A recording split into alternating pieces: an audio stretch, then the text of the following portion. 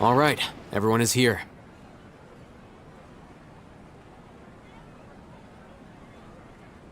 How did everything go?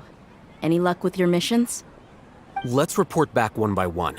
I'll start first. We've made the necessary modifications to the Akasha terminal. In addition, the props required are also ready. I'll go next. The Traveler and I went to Party's DI. The situation was a bit complicated, but we found Tainari. Unfortunately, he was wounded during a fight. Who is behind it? Well, that's the tough part. What should I say, Traveler? The Fatui or the Balladeer? After some back and forth, we confirmed that the doctor has left Sumeru by boat. He has something urgent to attend to back in Snezhnaya. So, we've successfully removed the doctor from the picture. Also, Tainari's already resting, so he'll be okay. Good. Oh, Tainari also asked us to tell you this message. Trust your own senses and experiences. All right. I'll remember that. Everything also went smoothly on my side. The Eremites should have arrived at their destination by now. To avoid alerting the quarry, they will stay there for now. I can't believe you actually got so many Eremites into Sumeru City.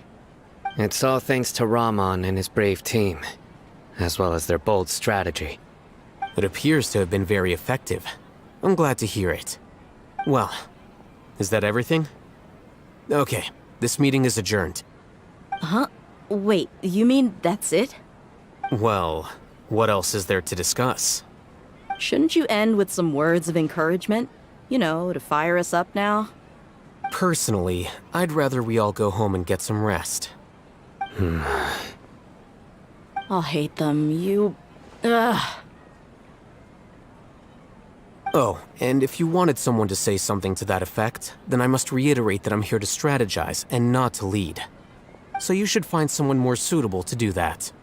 But I thought all of you academia big shots were great speakers. Then I should remind you that I'm the scribe. I know that. So what?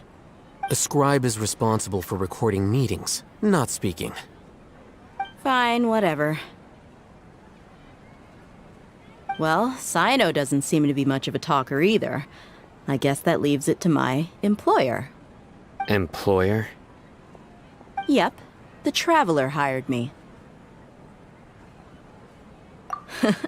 That's right. So come on, boss. What do you have to say for the team? Yeah, say something to boost morale. Huh? What are you all doing here? Oh, it's Nilu! Hey, everyone. I'm not disturbing you, am I? Not at all. I was actually just about to go find you. Judging from the group and all your serious faces, you were discussing something important, weren't you? But you also look like you're up to no good. Seems pretty interesting. Welcome, Nilu. Would you like to join us? Huh? Join you? You mean, you also want to discuss something important with me? Yes. Something very important. Nilu, are there any breaks in your performance schedule in the upcoming days? Huh? Wait, you're seriously inviting me?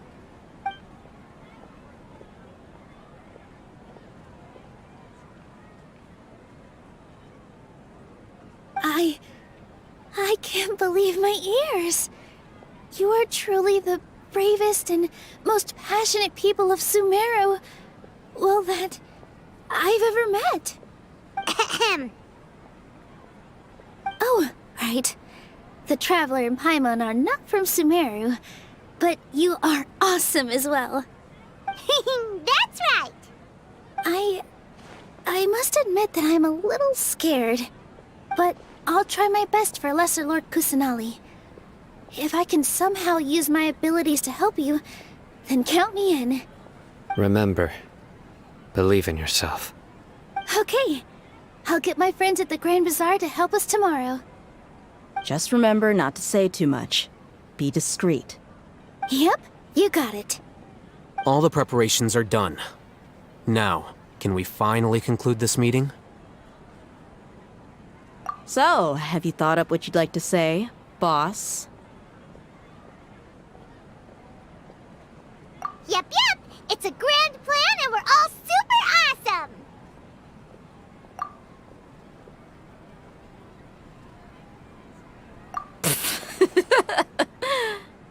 Well said. A good night's rest before an operation can be the difference between success and failure.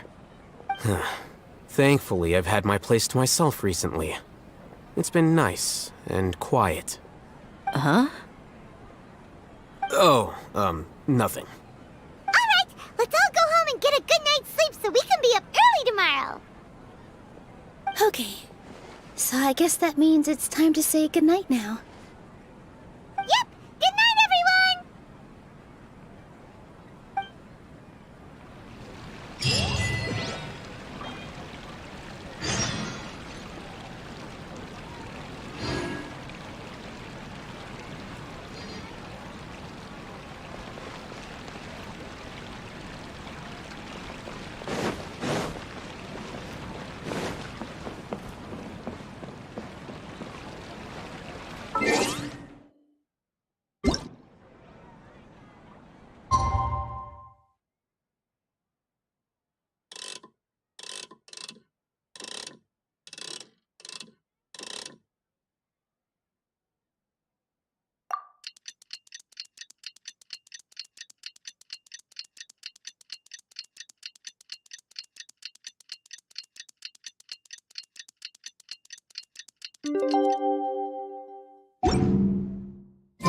Today is the Academia's Nia Garbaha Day. We can finally put our plan into action. Al-Haytham should be waiting for us. Let's go to the Academia and find him.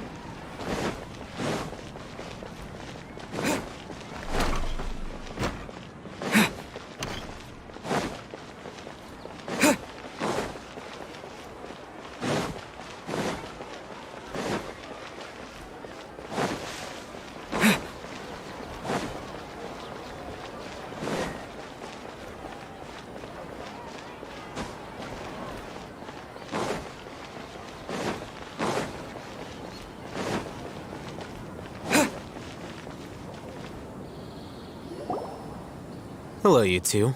Sleep well? Not really. Paimon got too nervous thinking about today and didn't fall asleep until the sun was almost up. What about you, Al-Haytham? Naturally, I slept just fine. After all, a good rest should be considered part of the plan, since energy is an important resource. You just want to show off how calm you are. It's crucial to dissipate any tension before we execute our plan. The only thing you're doing is being annoying. Anyway, do you need me to go over the game plan again?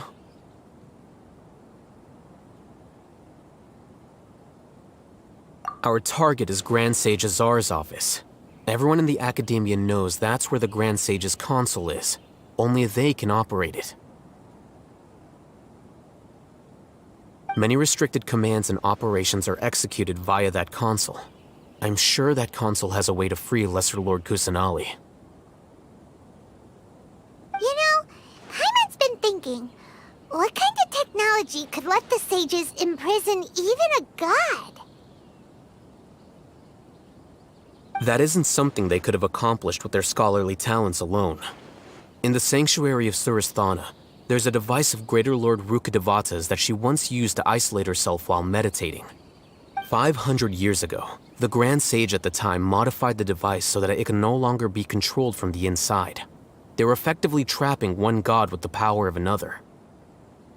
So, how are we gonna get to the Grand Sage's office? Don't forget, today is Nyargarbaha Day, arguably the most important day to the Academia.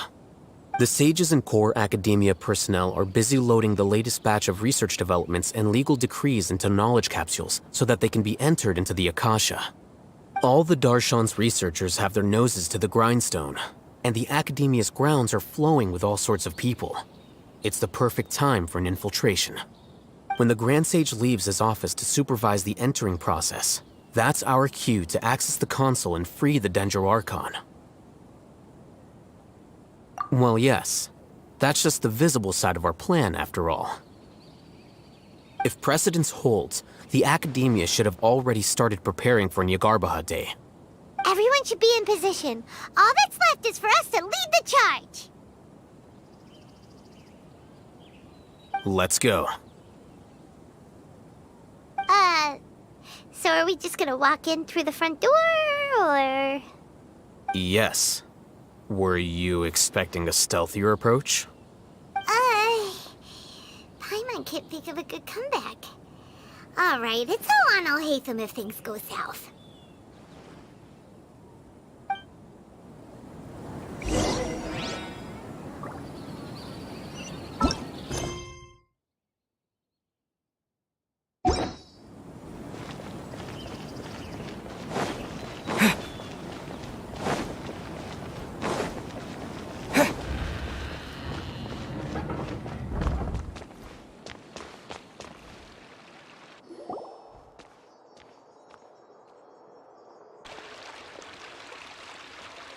Scribe? Please, wait. Are you Scribe Alhaitham?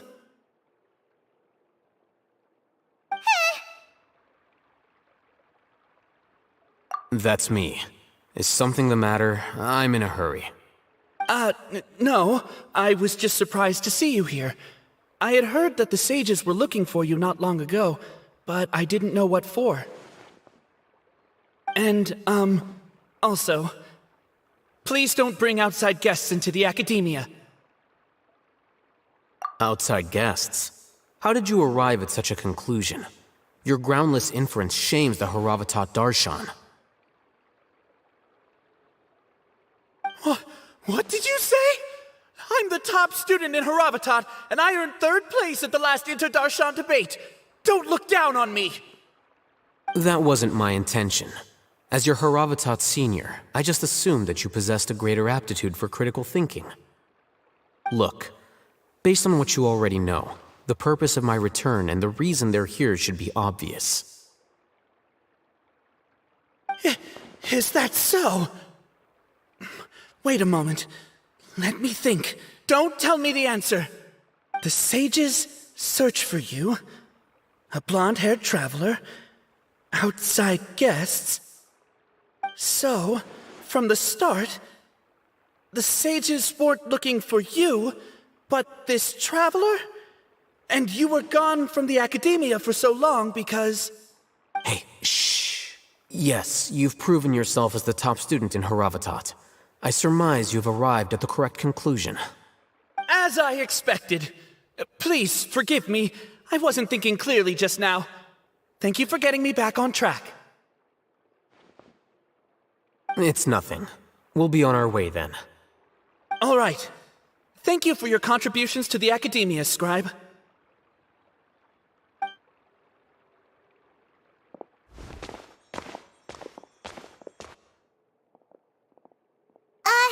What the heck just happened now? What did he just guess? I'm afraid I don't know either. You have no idea? He convinced himself of whatever truth he came up with. That is the so-called pride of a scholar. If someone questions their academic facility, they will instantly feign understanding to keep up appearances. Nowadays, the Academia is rampant with this type of scholar. Their obvious farces of intellect only serve to highlight themselves as fools. Wow, so there are special ways to deal with smart people. We don't even need to make up our own excuses. We shouldn't waste any more time. It would be problematic if we missed our window of opportunity. Let's go.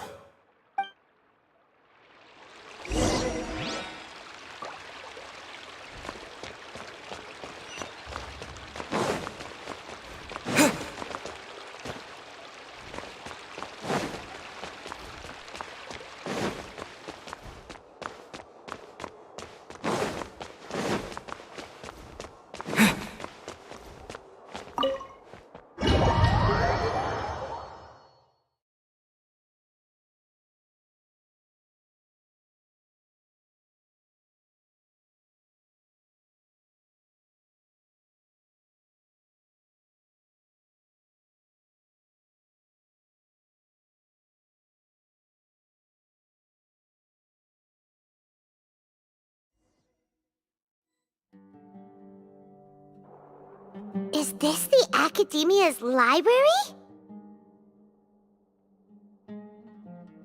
Indeed. Known as the House of Dana, it is quite possibly the most extensive special collections library in Teyvat. There are a lot of students going through here. Is it really okay just to waltz right in? The Academia marches to a fast beat, especially since it's Nyargarbaha Day. They're all occupied with their own matters. Just act natural. Now, hurry along.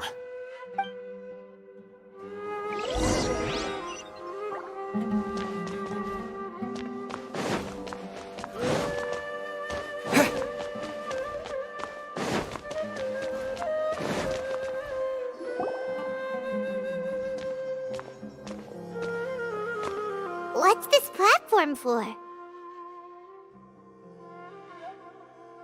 It's a lift that Academia personnel use to access higher floors. Are we gonna take it then? The Grand Sage's office is up there somewhere. No, not right now. We can't guarantee that we won't run into the Great Sage. Let's step back and observe for now.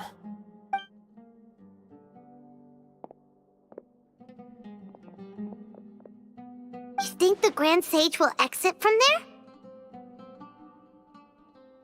And after he does, we'd sneak past him? Oh, Paimon thinks that's really dangerous. Who knows? However, if we can confirm Azar's current location, our operation will be much safer if we...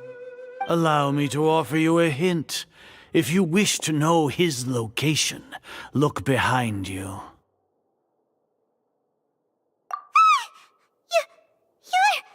What's Grand Sage Azar doing here?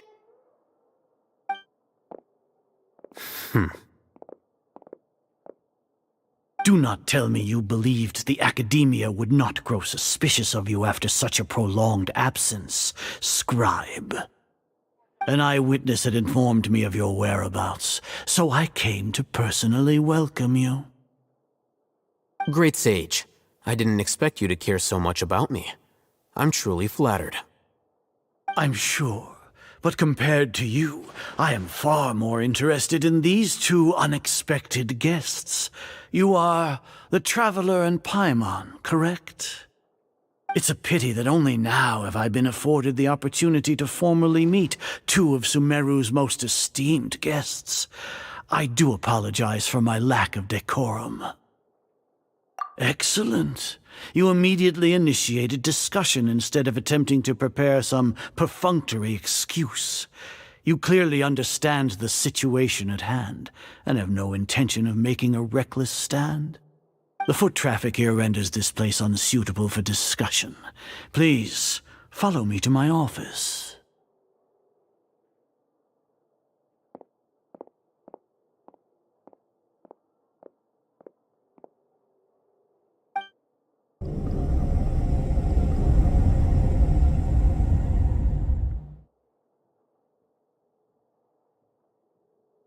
This place is crawling with guards. There's no way out for us. All right then, Traveler. What did you wish to discuss with me? Today is Nyargarbaha Day, so I still have many responsibilities to attend to.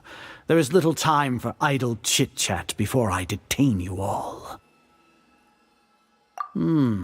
You seem to know quite a bit about our endeavors. If that is so, then you should be praising our great work, rather than using your trivial misgivings in a futile attempt to sway me. Trivial? Then tell me, what do the Fatui want from me? Worthless. Those are all completely worthless. Benefits, divine power. These materialistic words do nothing but debase our great work. Creating a god. Yes, we are using human wisdom to create a god. If humanity cannot attain omniscience and omnipotence, then we shall create a god to reveal them. This is the pinnacle of human wisdom. We shall regain a god's guidance at long last. No longer will we flounder in the interminable void of consciousness and knowledge. Even Ermin's soul will be freed from its plight. For our nation of scholars, this is the ultimate aspiration. No cost is too great to realize it. You will never understand the rapture of having a god be born within your very hands. With your degree of knowledge, you cannot even comprehend such an emotion. Gods exist on a plane that far eclipses humanity's. Lesser Lord Kusanali. What can she even do? Care for the people? Fend off sandstorms? Fabricate silly fairy tales? These are but child's play for the academia. Does that make us equal to the gods? We are a people favored by Greater Lord Rukadevata.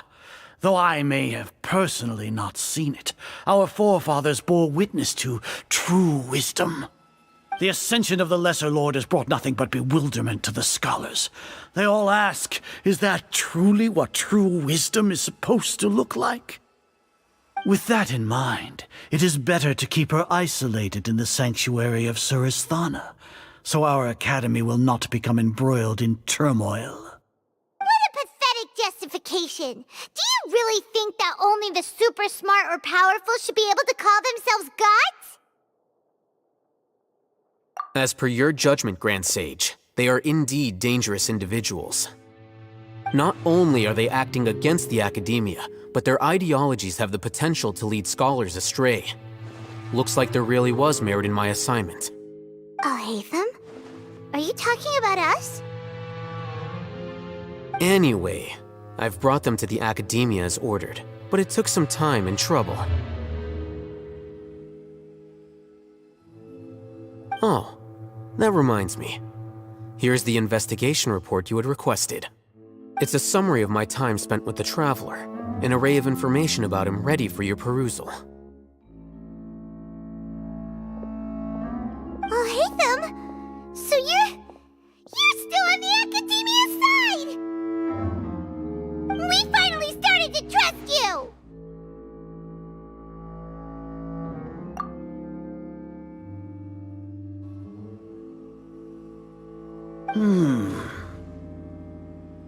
Excellent.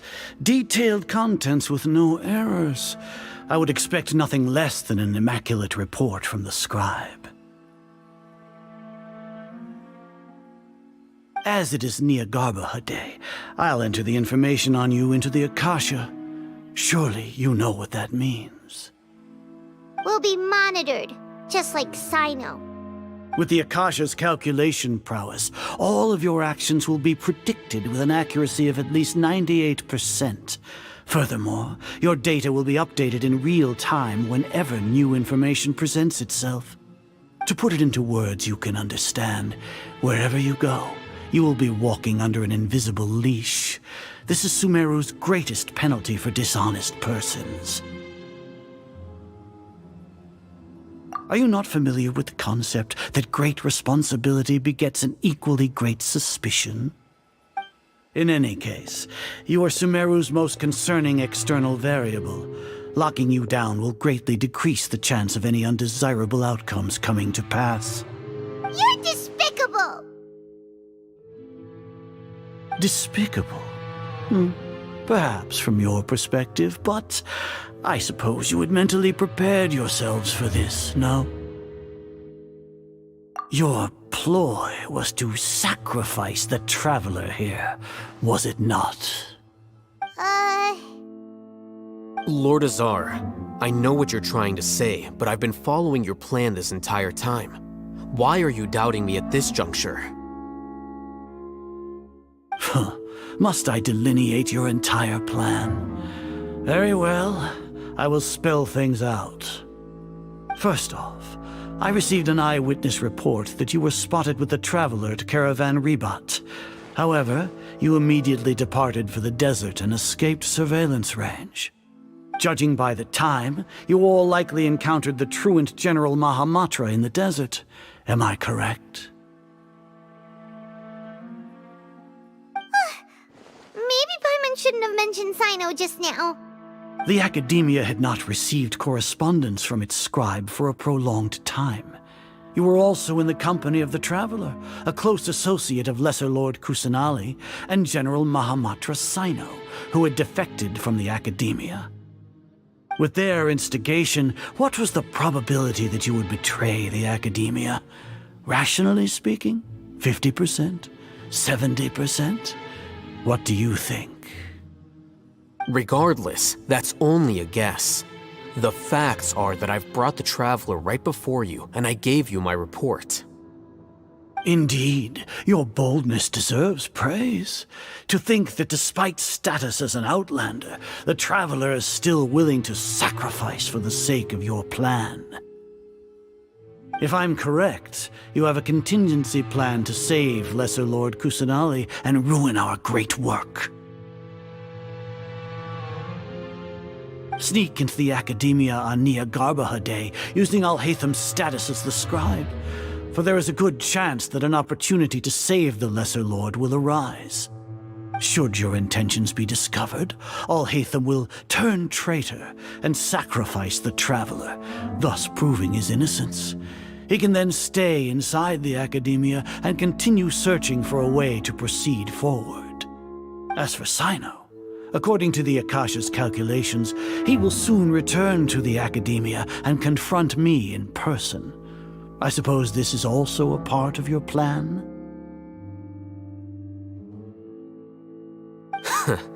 You'll see me as a traitor regardless of what I say, no? Even if you impugn me, it would have little effect on you all. You misunderstand. Losing our scribe would irreparably damage the Academia's regular operations and the development of Sumeru's future academic systems. However, under the current circumstances, even that is trivial compared to what we stand to gain from our great work. You said that I betrayed the Academia, but you, Azar, you've betrayed all of Sumeru, betrayed its Archon. So flight has turned to fight at long last. Guards!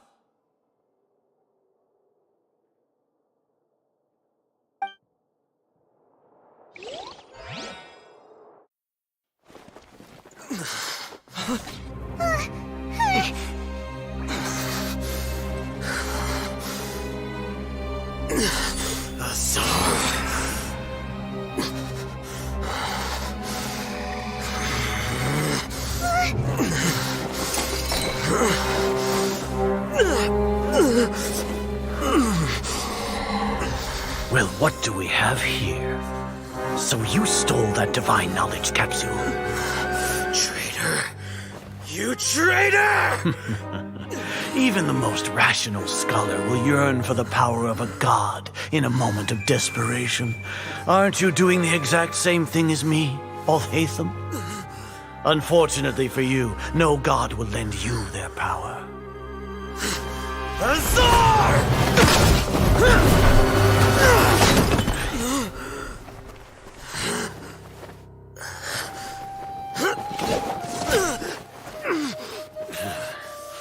He has gone completely insane.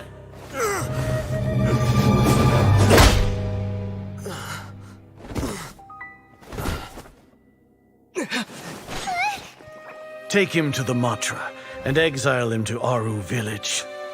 Then, find someone to take these two to the confinement room. I'll deal with them later. Grand Sage, we've finished all required preparations for Nyagarbha Day. We may begin to enter the capsules now. Excellent. You may begin.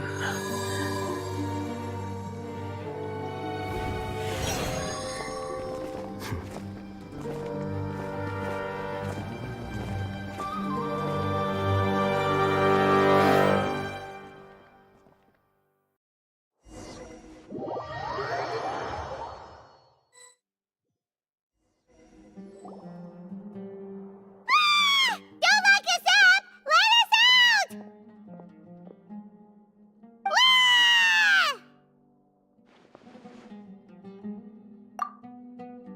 Oh, yeah. Paimon got a bit carried away there. How was Paimon's acting just now? Great, huh?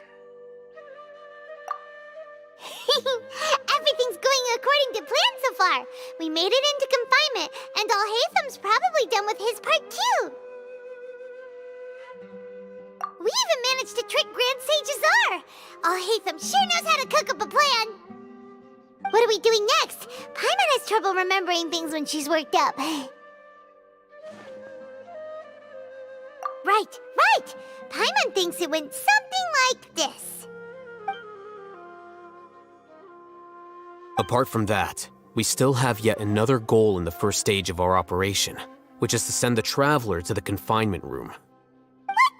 Why do we want to get him locked up on purpose?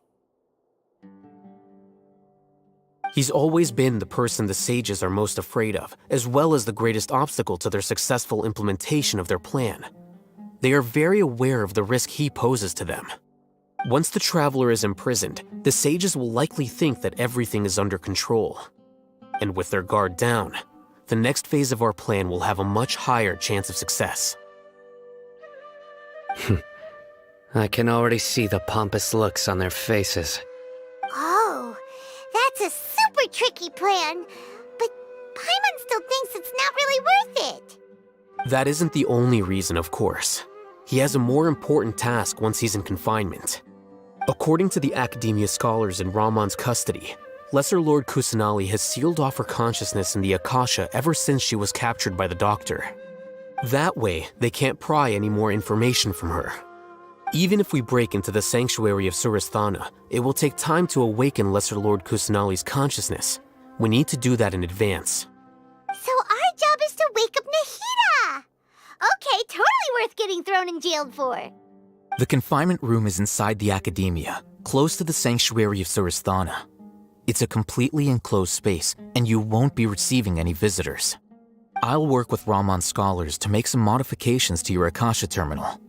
Once you're in, get as close as you can to Lesser Lord Kusanali and try to connect to her consciousness.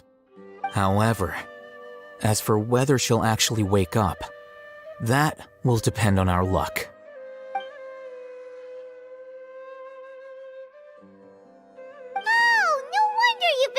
Akasha terminal today. It's the one that Alhaitham modified. Paimon thought they'd take our Akasha terminals when they locked us up in here. Were they being careless? Alright, so what now?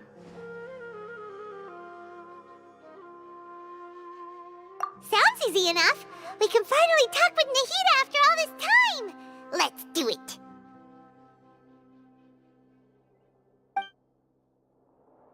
There's a light flashing on your Akasha terminal. It's almost like... the faster it blinks, the better the signal!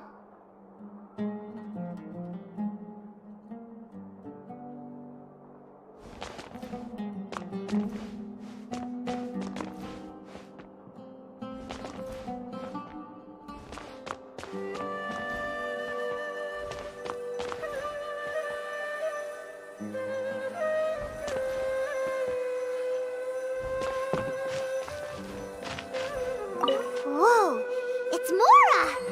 Ooh,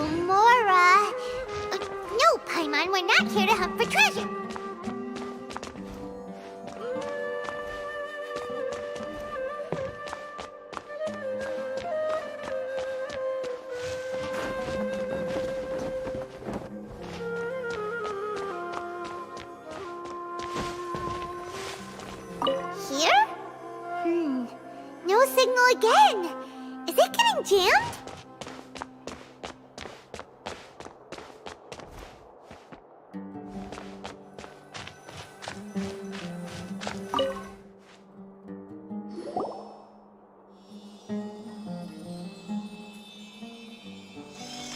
Eh?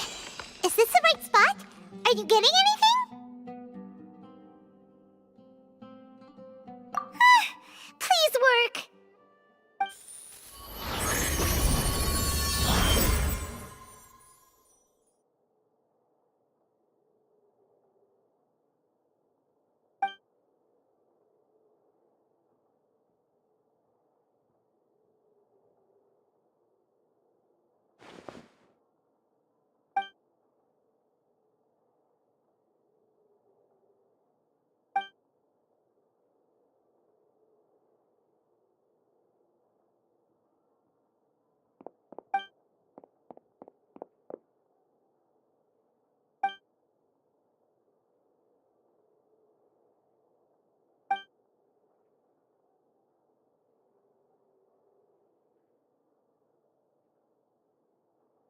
Nahida!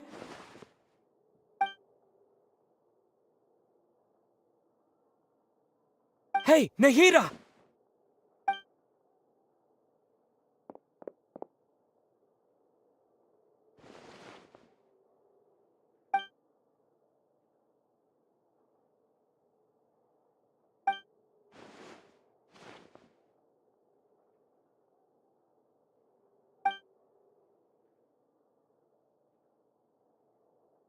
When did it first start?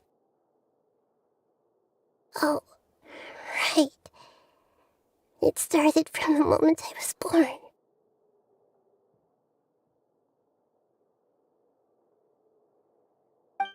I want to become a worthy Archon. So I've kept studying. Kept listening to my people and their hearts.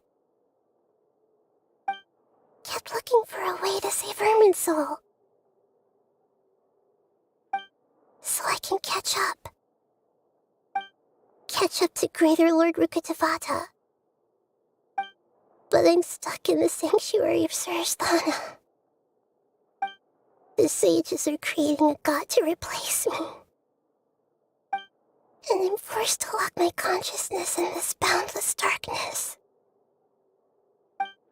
Nahida!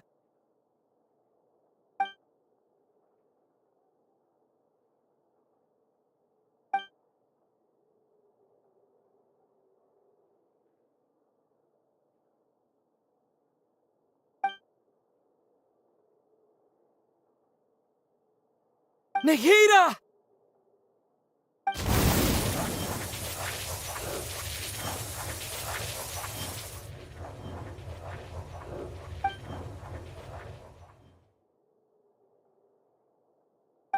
It's so quiet here. Now that I think of it, I don't think I've ever actually listened to my own inner voice. Do Archons have them? Should Archons have them? Have I been doing the right thing? Am I really not needed? How do I really feel about all of this?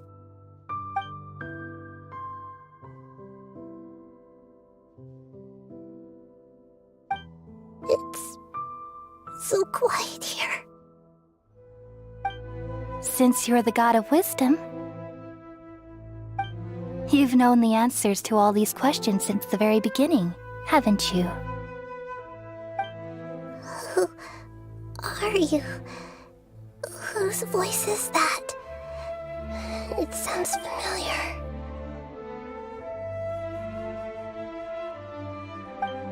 You're right, though. I won't ignore my own voice anymore.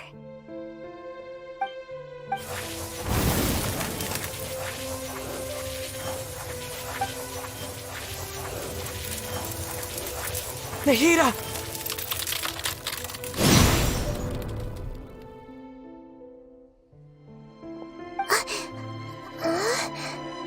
Nahida?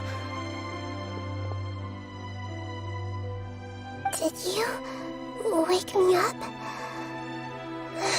Thank you. Why are you here? We're here to rescue you. Are you alright? I'm fine. It's just... when I think of everything that's happened to me, I feel really angry now.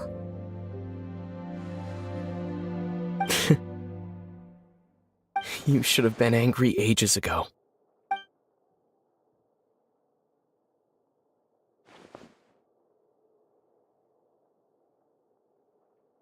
Huh? Oh, you're back! How's everything? That's wonderful news! Great! We weren't locked up for nothing!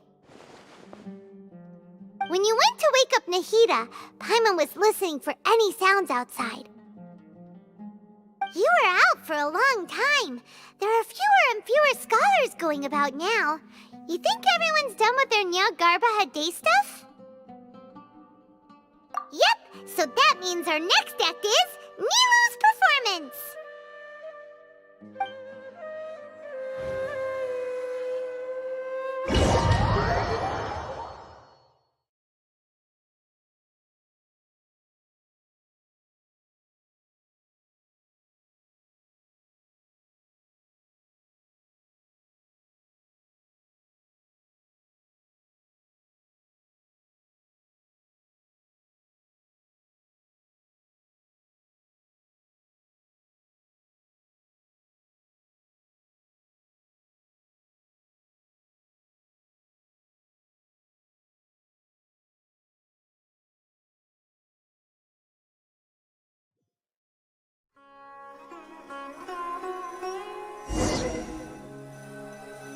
Nilu, are you sure about this?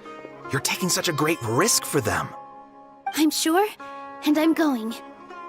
You know that I don't like to pass up any opportunity to dance, and this one is especially important. All right. You seem to have a lot of trust in them, so I won't say more on the subject. But if anything happens, the few of us here may not be able to help you. Don't worry. They've been through worse. Everything's going to be fine. All right. You know, if you really do get arrested, we'll do everything we can to get you back. Be careful, even if it's only for our sakes. Thanks, Mr. Zubair. You're so very kind.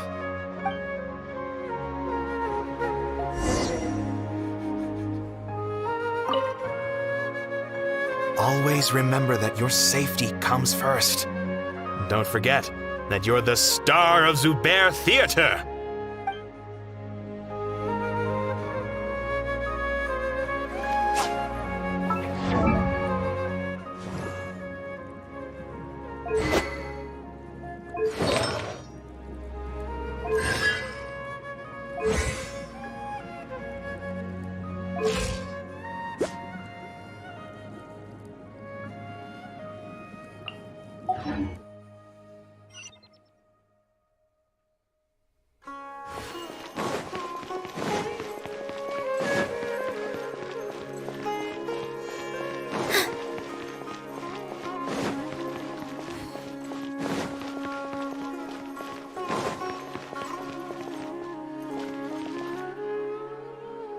Nilu, how's it going? Nervous? Definitely more than usual. But it's because I'm worried I won't dance well enough. It's okay. Just focus on your performance. We'll take care of everything else. You sure know how to talk. Taking all the credit, even though we came here together to help out. Well, thank you both. I'll have to treat you to a meal after all this ends. I really, really appreciate all of your help. Ooh, that sounds great. Huh? How can we say no to that? All right, let's get back to business. Nilu, We'll be here to keep people from going to the academia so they don't interrupt your performance. I was planning on telling them something like, the Academia's been conducting a weird experiment, and some of their test subjects escaped. It's really dangerous there, so stay away. Oh, you couldn't think of anything better? Oh well, I guess it does sound like something the Academia would do. I think it sounds great. I'm counting on you guys. Don't worry, it'll be a piece of cake.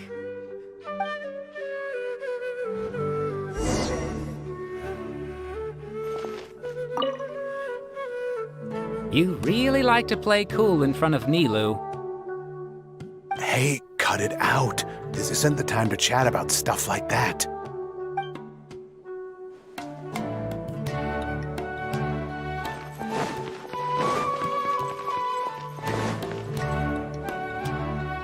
Hey, Nilou!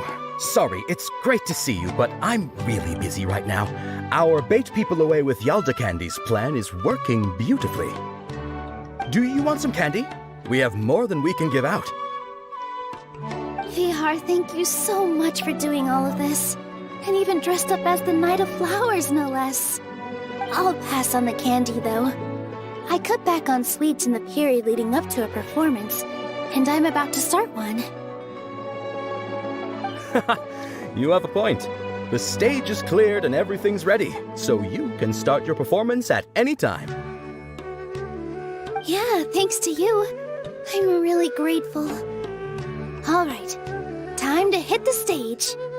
You're welcome. The honor's all mine, since I'll have such a great view of the show.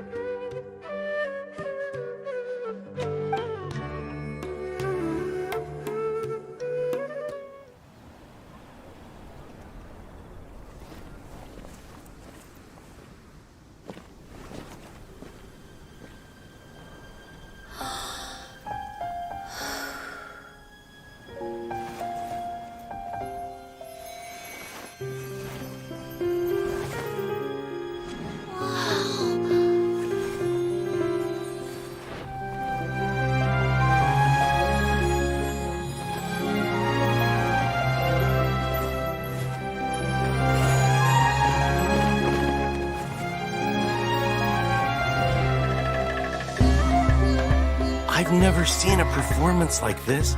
This is incredible. Yeah, but I heard that public performances like these have been banned. I can't believe she's doing this here.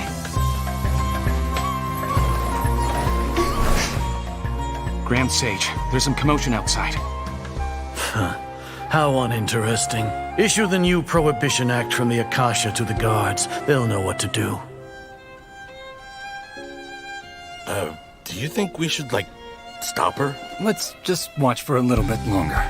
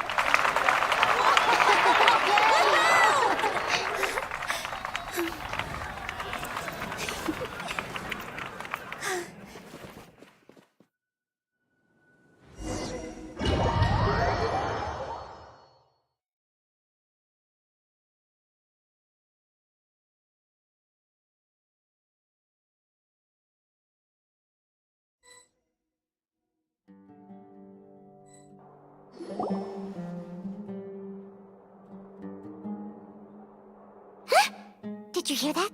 It sounds like a lot of guards just ran by. Does this mean the plan has moved on to the next stage? Yep. It's great that everything seems to be going well. Come to think of it, when did Alhaitham replace the knowledge capsule that was about to be entered into the Akasha?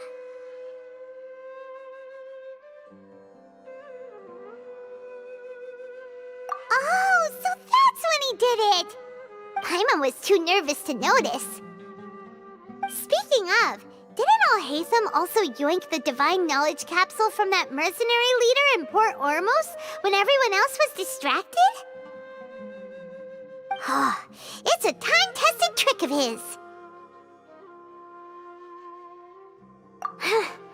Why are we complimenting him?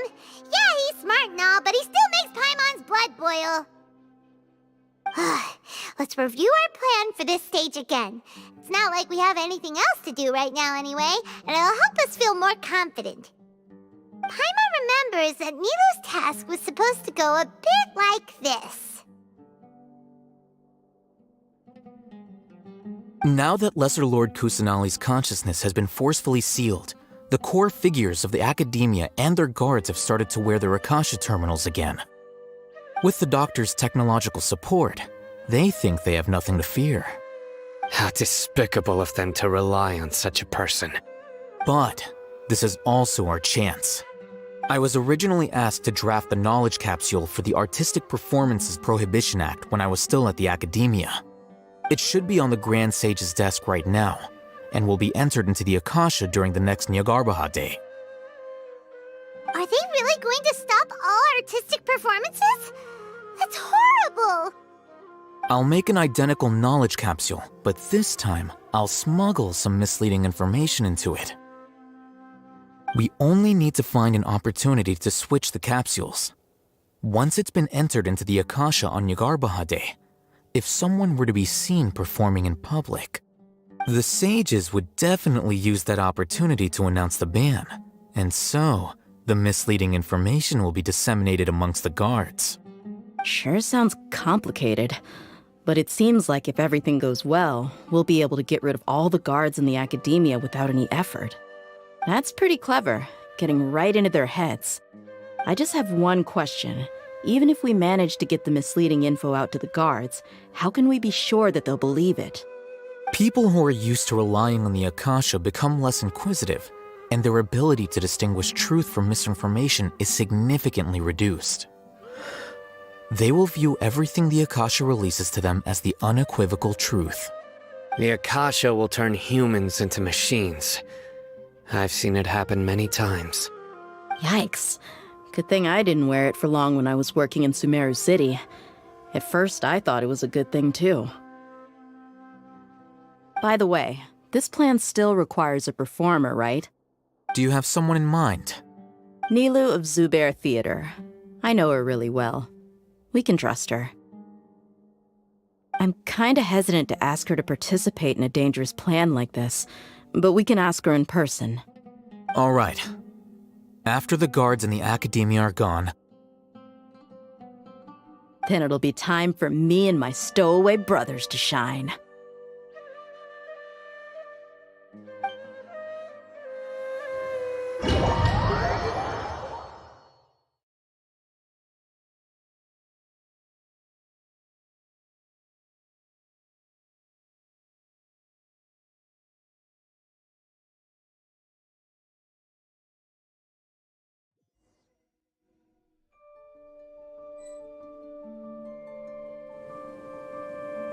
Here they come. Did you see that, Raman?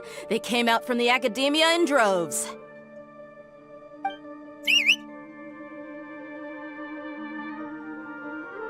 After laying low in the city for so long, this is the moment we've been waiting for.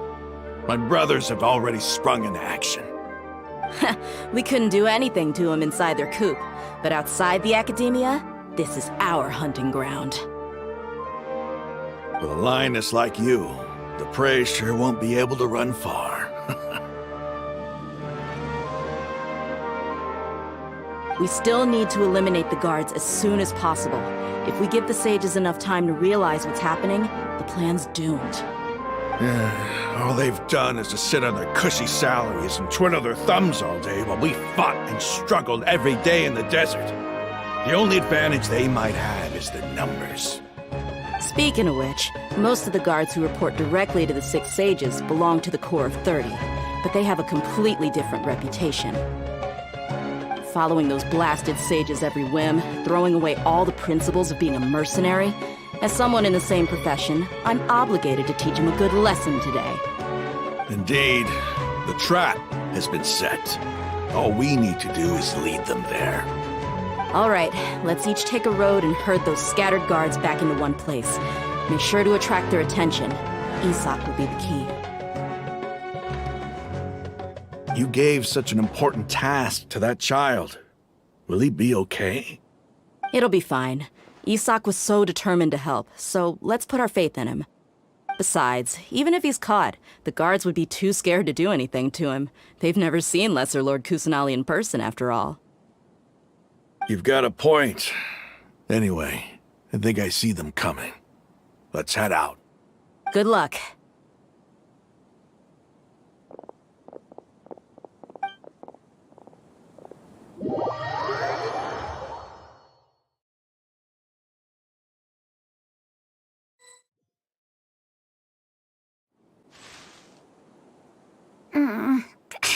This outfit. Hey, do you remember what you need to do, Isak? When the guards get here, you'll pretend to be Lesser Lord Kusanali and run away from them. Oh, yeah, I remember. Of course I do. I'm just a little nervous. Relax. Don't think about getting caught. Even if that happens, we won't leave you behind. You only need to think about getting the guards' attention and leading them to the Grand Bazaar. Leave the rest to us. Okay, got it. I'm here to pay back Lesser Lord Kusanali for helping Grandpa. I won't get cold feet. Hey, they're here. I can see the Academia guards.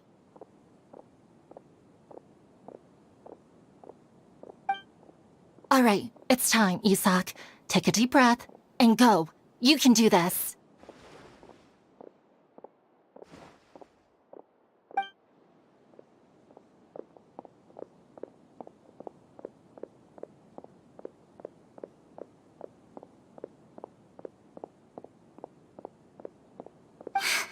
Why is there a guard over there? Did he already run ahead of me? This is different from our plan. But there's no time. I need to make a choice.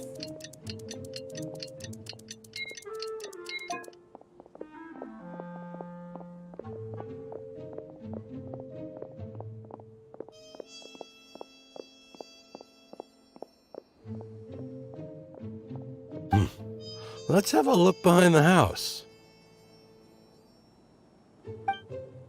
What should I do next? Huh. Looks like nothing's here. A wasted time. Luckily, he didn't check behind the tree. What should I do next?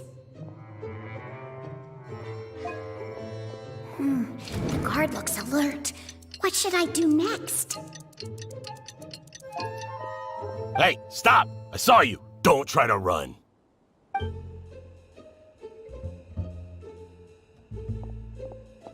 The guard looks alert. What should I do next? Doesn't seem like anything unusual's around here. Looks like the guard finally left. I need to go.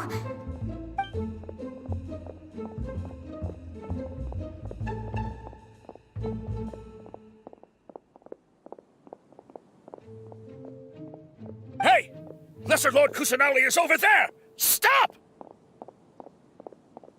What? Lesser Lord Kusanali? How did I not notice that? They found me.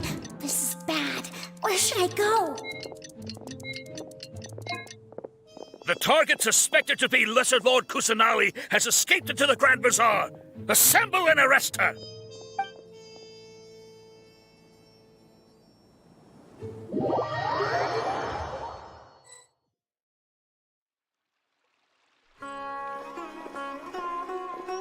Where did she go? How did she disappear? Did we lose her? Hurry up and find her! Hey, why is your team here? Didn't we say to split up our search? Hurry, hurry! Huh? This place is... Why are you all here? Yeah, isn't it one heck of a coincidence? Everybody's here. What on earth is going on? I suppose that's all of you? Who are you? Did you set us up? What are you planning? Phew, that was rough. I almost got caught. Little brat! So you're not actually Lesser Lord Kusanali. Who exactly are you all? Eremites from the desert? Just some colleagues. Think of this as a business competition, or a personal grudge. After stepping into our traps, stop thinking of yourselves as hunters. Behave like the prey you are.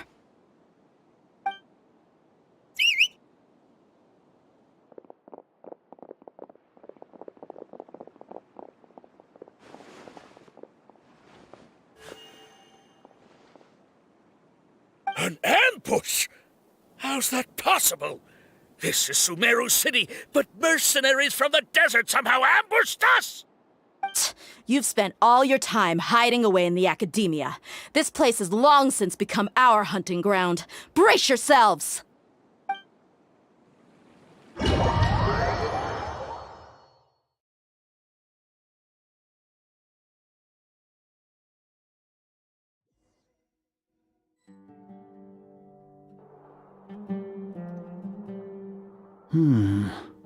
This is odd.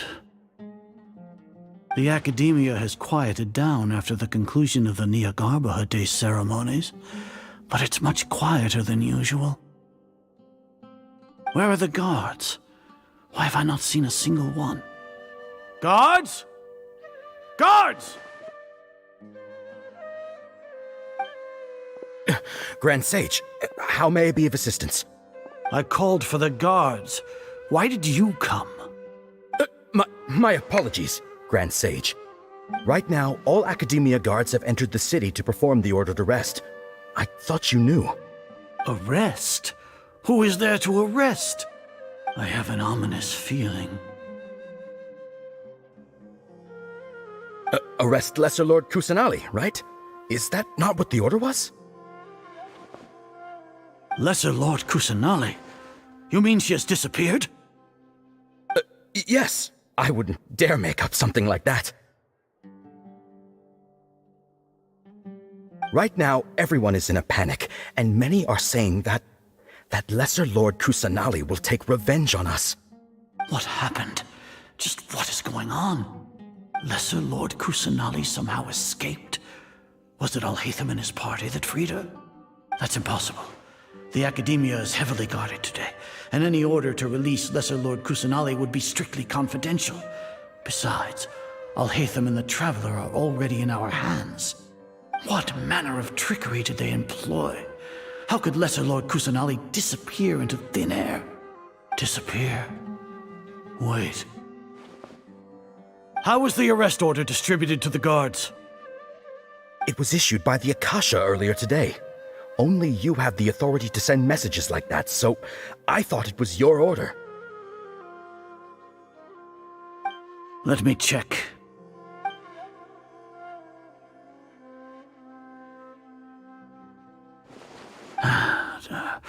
Here. Lesser Lord Kusanali has escaped from the sanctuary of Suristhana. Go to the city and arrest the escapee immediately. The Akasha indeed contains this information, and it clearly appeared in my mind. How did they bypass my permissions to issue this kind of message? Was it the report about the Traveler that Alhaitham submitted? No. I specifically checked that knowledge capsule before entering it into the Akasha. Could that have been a red herring?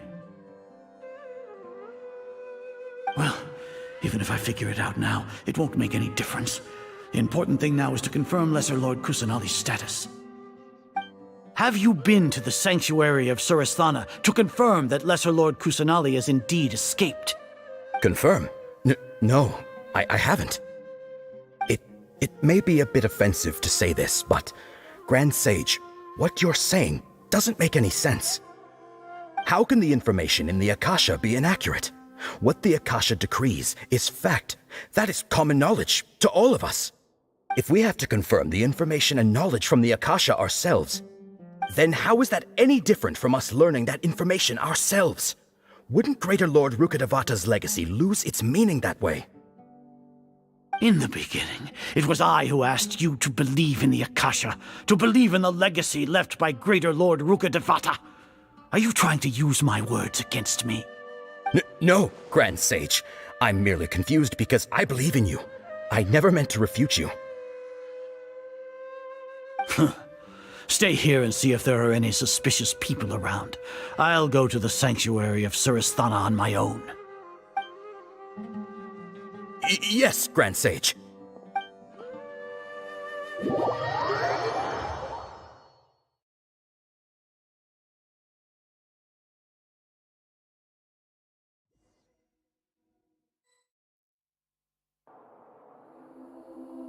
Lesser Lord Kusanali has escaped from the sanctuary of Suristhana.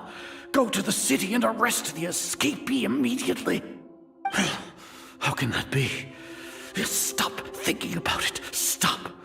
It must be a trick of theirs. As long as I personally confirm it. Ah! Impossible. That's impossible. There must be something wrong with my eyes.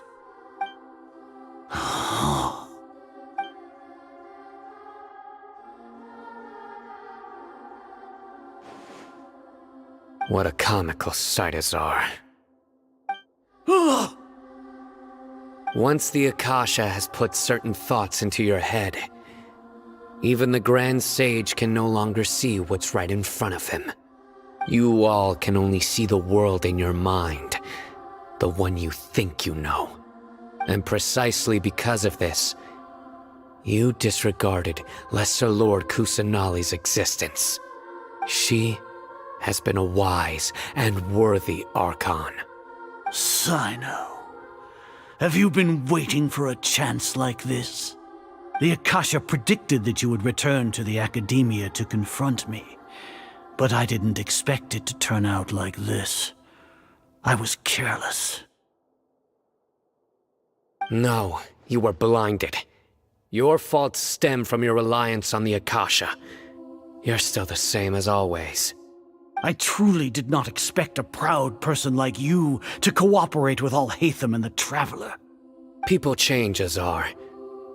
Admit it. The Akasha can't predict my actions anymore. Then tell me, what have you found during your investigation? You want to buy time? This is the sanctuary of Suristhana. Under your own regulations, even Academia staff are forbidden to come here. No one will come to save you. As for the investigation, I've at least confirmed that you are guilty of insurgency against the Archon. A serious crime. So what? Did you do all of this so I would plead guilty in front of you, General Mahamatra? No. I want you to plead guilty in front of the Archon herself. You once said that I had no standing to judge you. So now, how about judgment in the name of a god?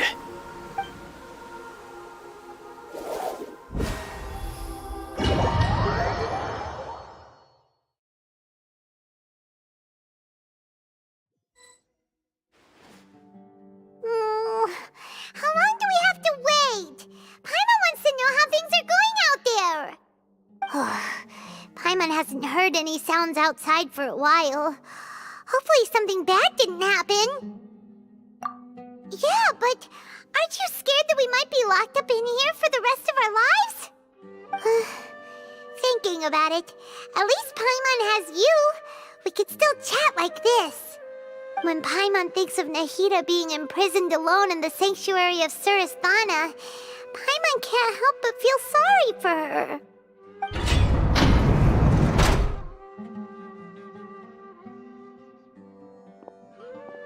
Here comes your savior. Dia! Paimon just knew you would come to rescue us! You two really owe me some big thanks. I had to search through who knows how many guards to find the key here. It felt even more tiring than whacking him. I'm exhausted. Thanks a lot. Need Paimon to rub your shoulders?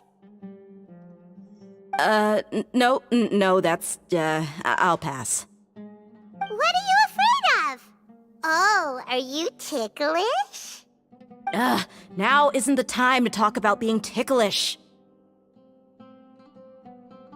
Things in the city and on Sino's side are both going well. The guards that stormed out of the academia are all taken care of. The Corps of 30 is in charge of the city's defenses, but we already talked to Asfand. They've been fed up with the sages bossing them around. As long as it doesn't break their employment contracts, they'll turn a blind eye. That's probably because you've been super great friends with them for a long time. So, how's Sino doing? The Grand Sage is in his custody.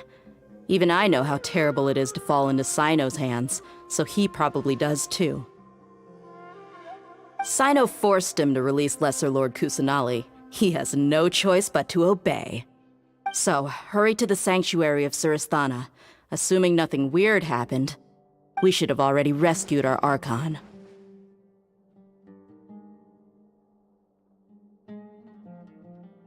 Honestly, I didn't expect our ragtag bunch to do this well. We just came together last minute to save the Archon, you know? Alright, you two better go. I still have to clean up some messes in the city. See you around.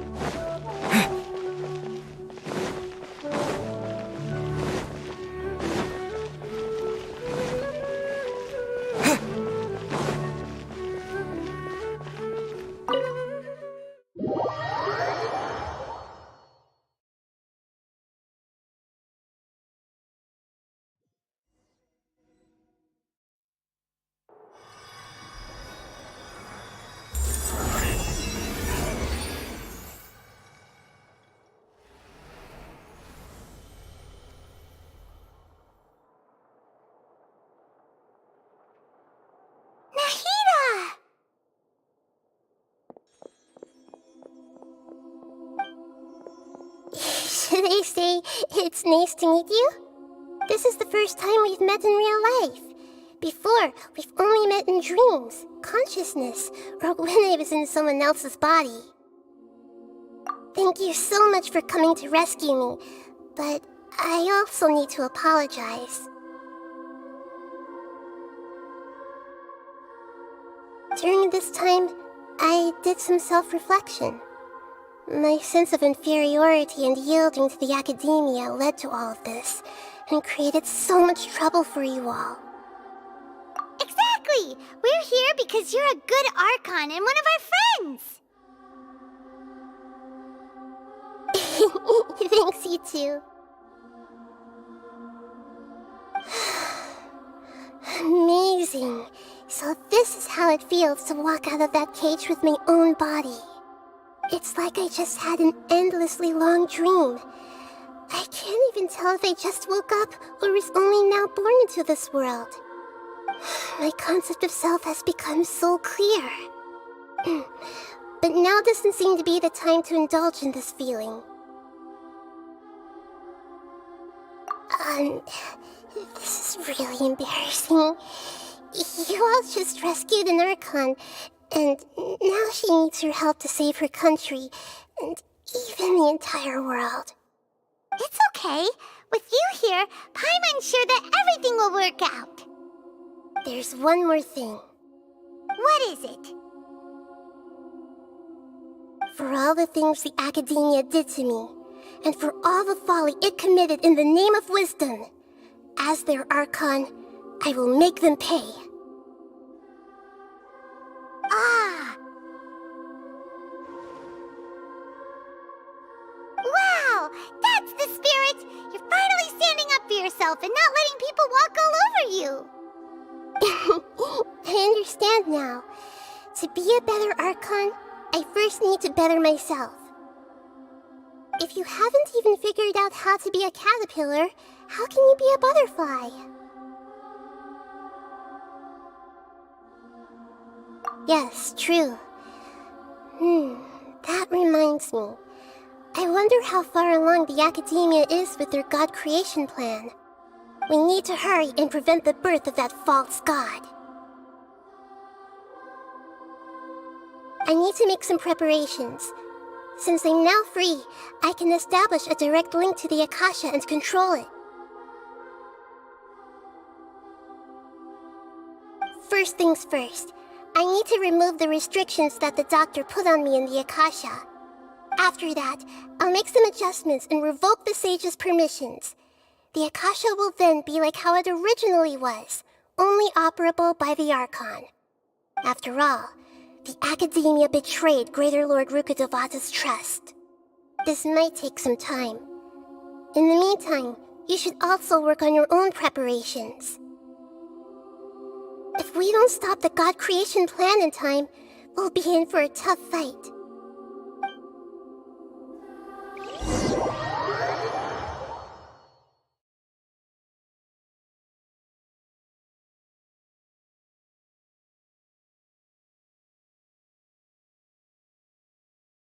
We might as well prepare for a fight.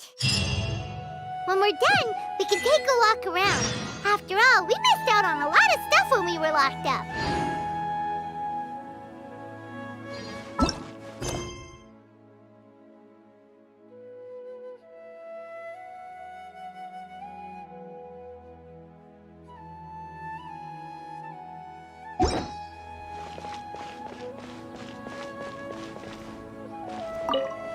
The blonde-haired traveler? How did you come out from the sanctuary of Suristhana? It's normally forbidden to enter that place. Sorry, we don't know the rules here. It's fine, just pay more attention next time. Anyway, I'm looking for Grand Sage Azar. Have you seen him? The more I think about it, the more I believe there's something fishy about Alhaitham's return. I need to let the Grand Sage know somehow. You're finally starting to put two and two together.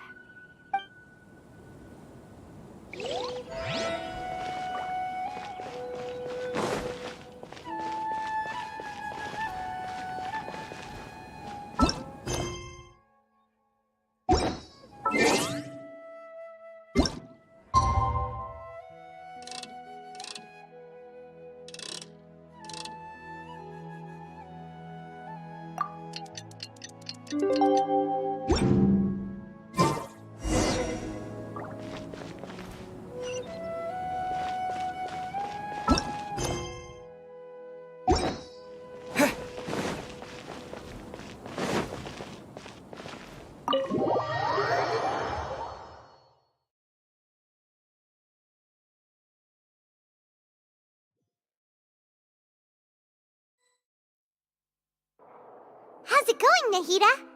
I'm done with the parts that needed my involvement to complete. Although it's my first time working with the Akasha like this, its internal structure and operation procedures are easy for me to understand.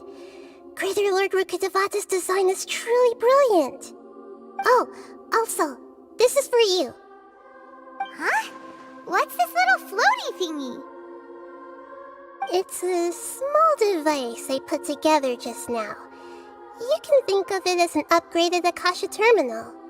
You may not need it right now, but it should be helpful in certain situations. Wait! This thing has the same characteristics as Paimon! We're both small things that float! Oh, all the things that make Paimon special got copied!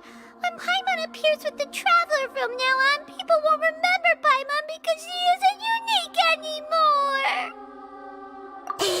It's alright, Paimon. It can't replace you. It's only a flying device, but you're the Traveler's irreplaceable friend. You're so good at comforting people, Nahida. If only the Traveler was as smart as you.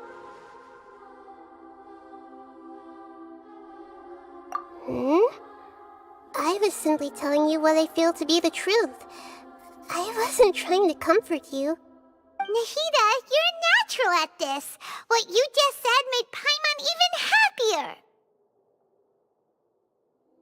By the way, there's something I need to confess. Even though I'm the Archon and in control of myself again, I'm not very good at fighting. You may have heard that an Archon's power is derived from their people's faith. However, I'm not as well loved as Greater Lord Rukkhadevata. If we get into a situation where combat is our only option, I'll have to count on you, and I'll do my best to provide support. I'm glad I can rely on you. So the God of Wisdom isn't good at fighting? That actually sounds about right. I've located where the false god is. Time is of the essence, so let's skip to it.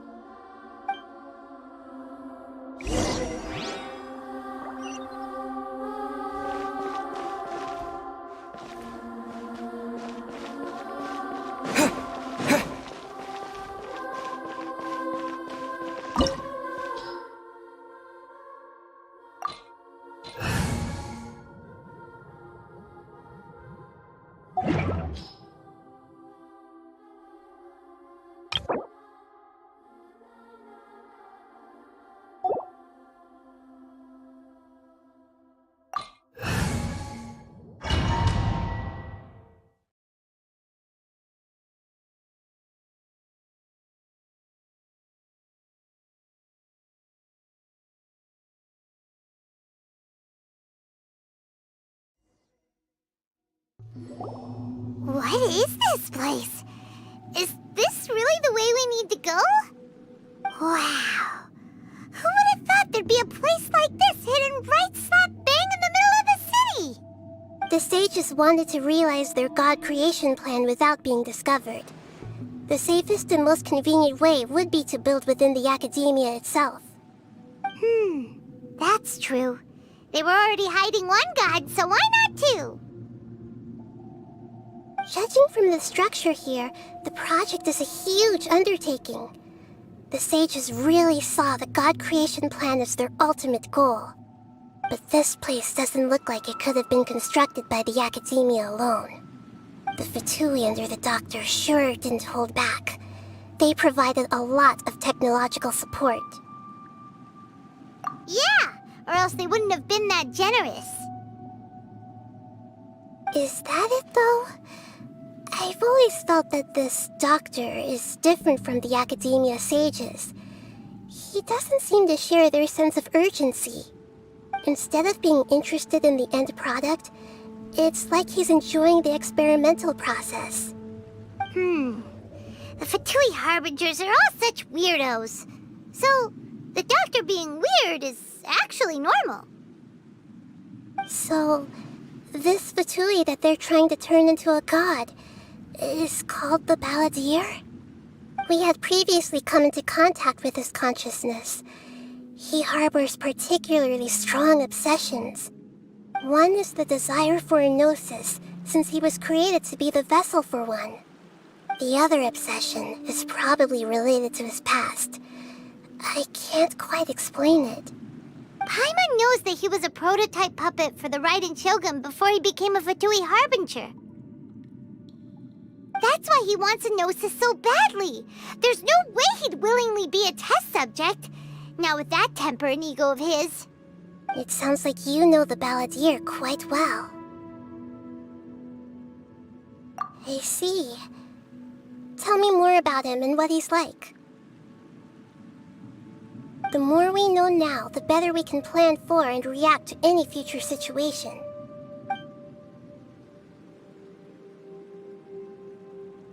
Ah, I see. How fascinating. Alright, time to go. Let's get through here and meet him in person.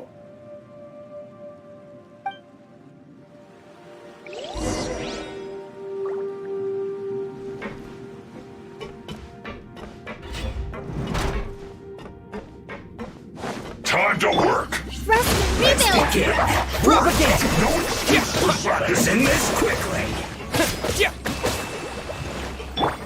By royal decree! Time to fulfill my duty. No slacking off. Spring forth!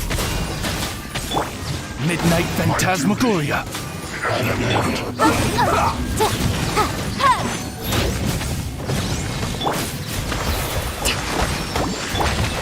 Inadmissible evidence!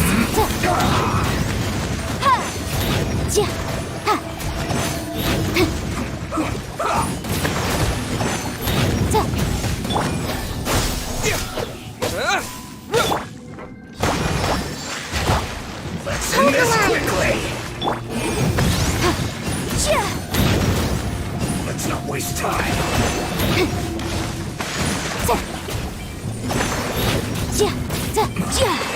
This isn't good.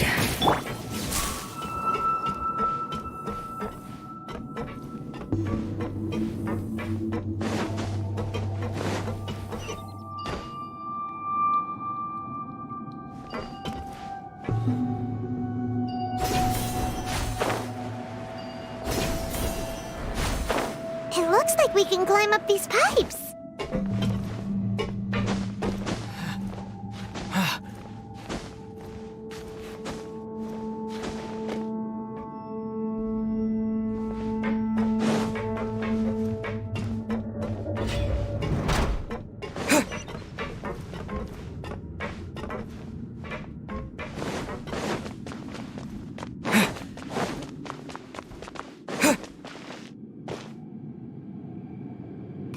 On the ground seems all messed up. Let's go around and see if there's a way to fix it.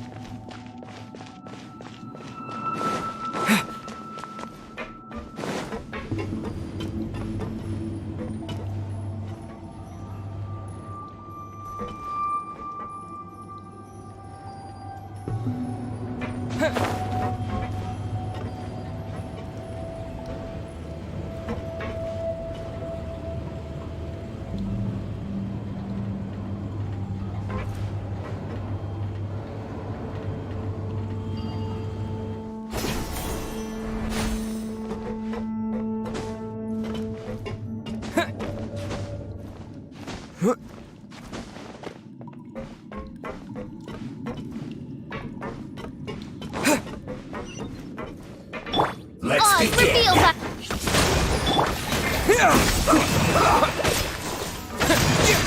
I will Incinerate! This isn't good.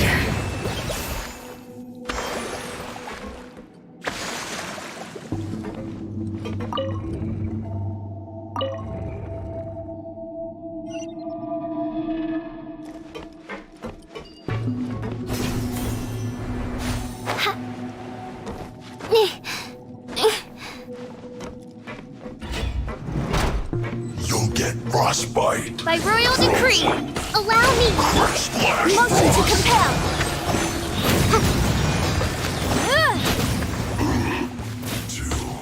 Pay your dues. Propagate!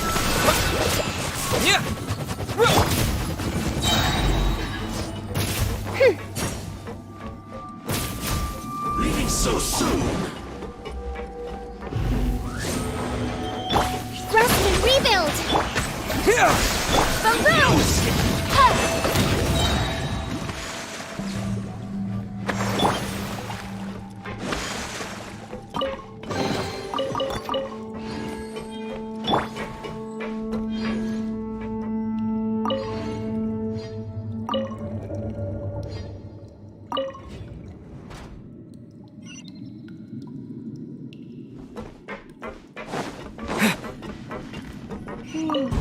The cart is stuck. Maybe there's something wrong with the tracks. Let's try adjusting the direction of the device to clear the tracks.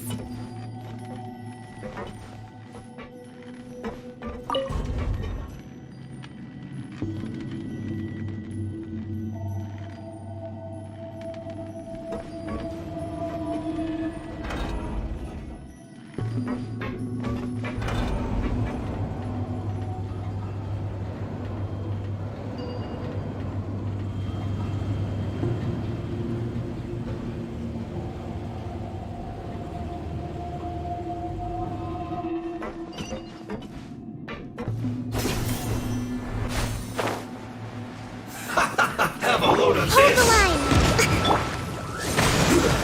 Shouldn't get careless. Motion to compel!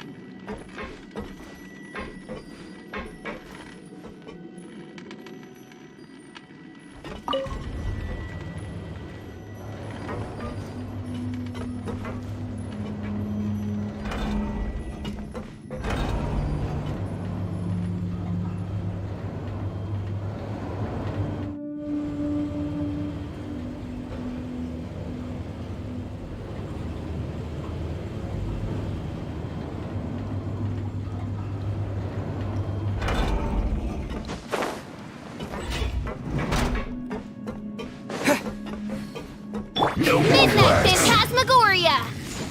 Let's end this Roast and quickly. rebuild! Incinerate!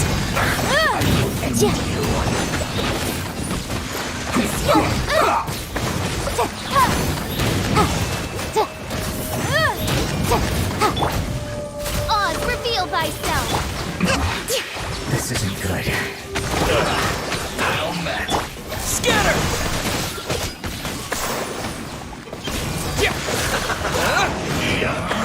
Can't run! Well, this was well done.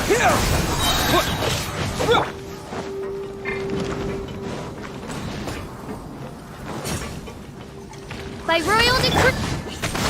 Roasted fried! Looks like I... Scatter! Feels close!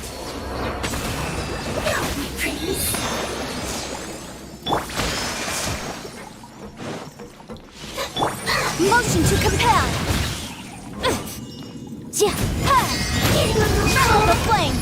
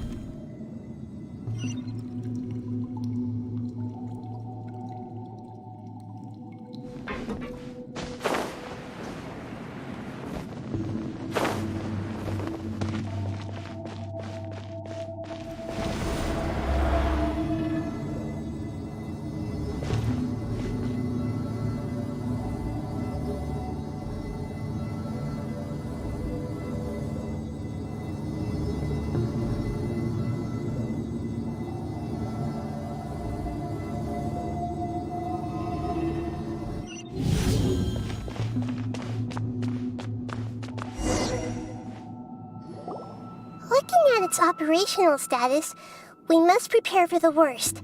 The god they wanted to create is likely close to completion or already completed.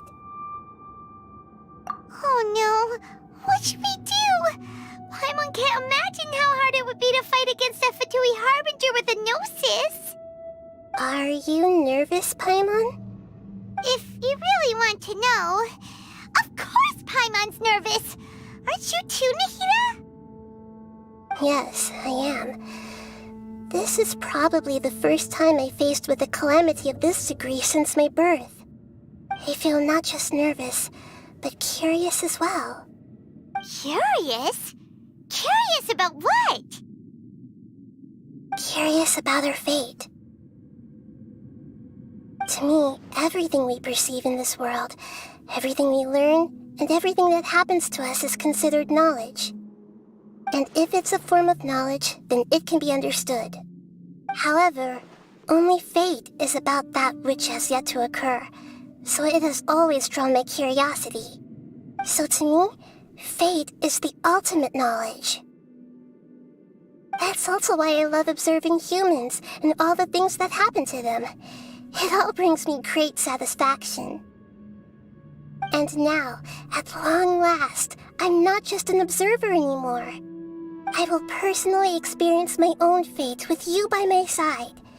Isn't this such a wonderfully exciting thing? Ah, so that's what you mean. Paimon thinks she understands what you're feeling. Agreed. Okay, let's continue on. I can sense his aura from here.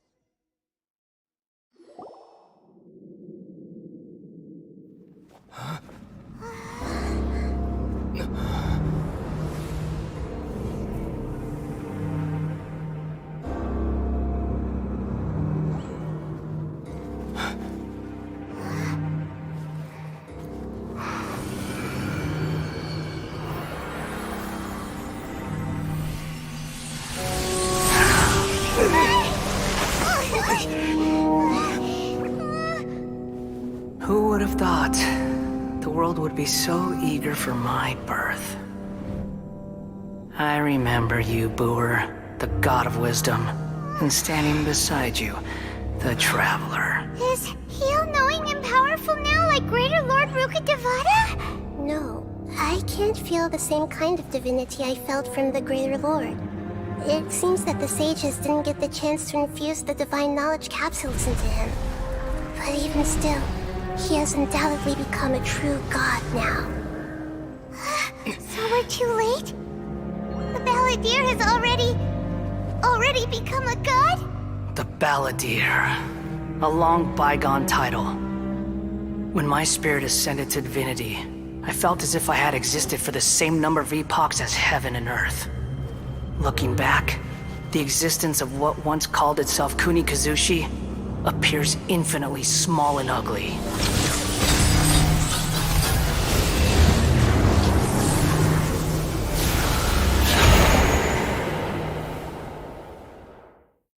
This imposing aura, it really feels like a god's.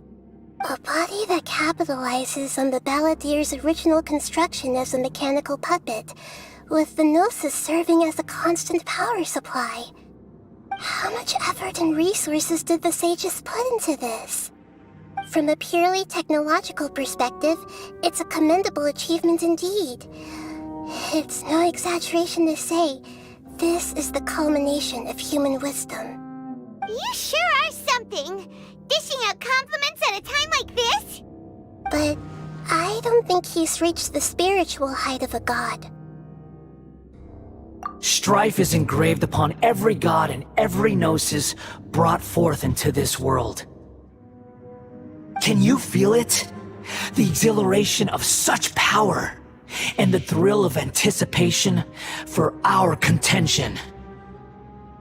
Nahida wouldn't feel the same thing! thinks it's you! Do you not realize that you are interrupting a conversation between gods? Lowly creature, know your place!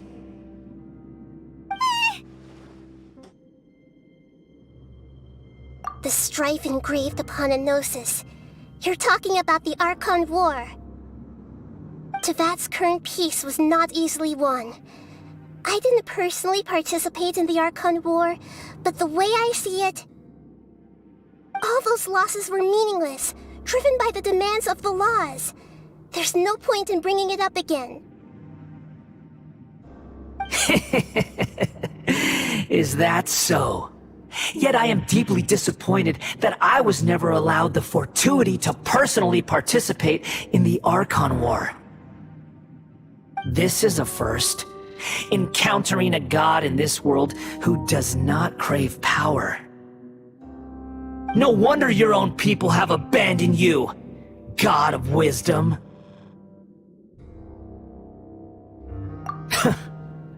Your judgment is as your existence, unsubstantial.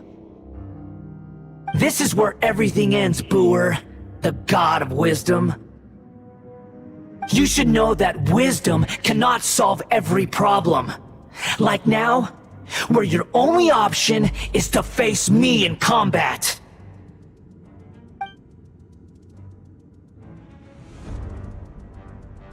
Come! Let us reenact a scene of the Archon War. Come and inaugurate my birth as a god.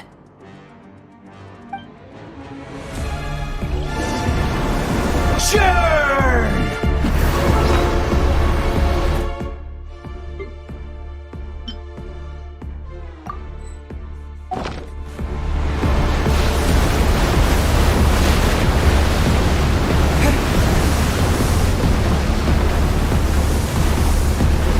Insignificant pest!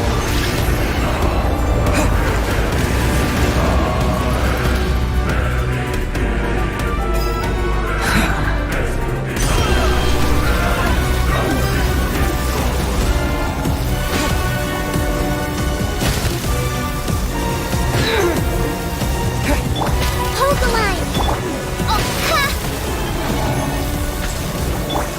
Propagate! Yeah!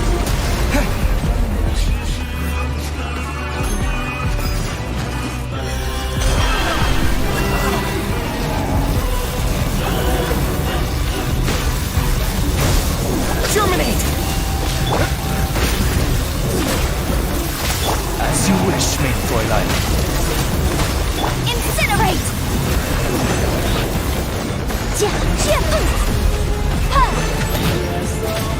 Insignificant pest!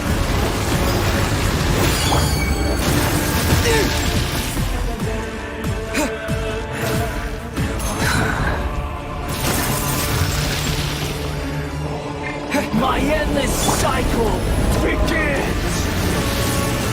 Let's move out. Let's move out.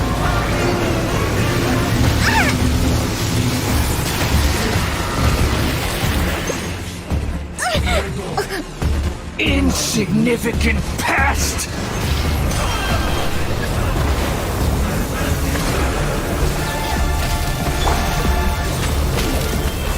Scatter! From room!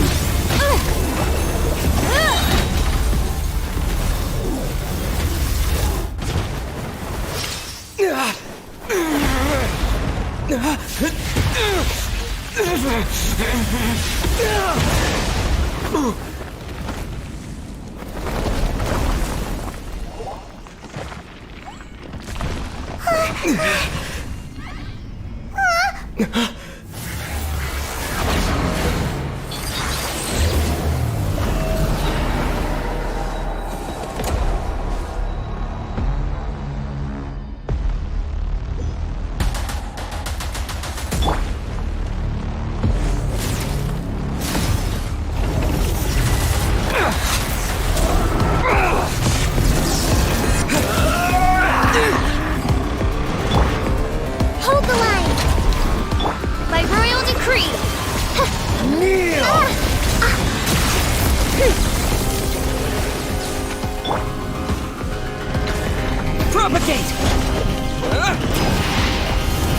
To oblivion!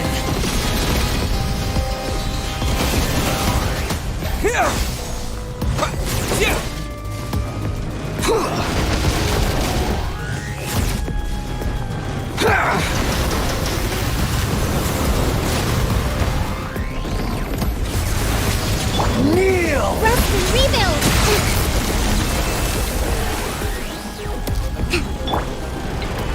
Oz, reveal thyself!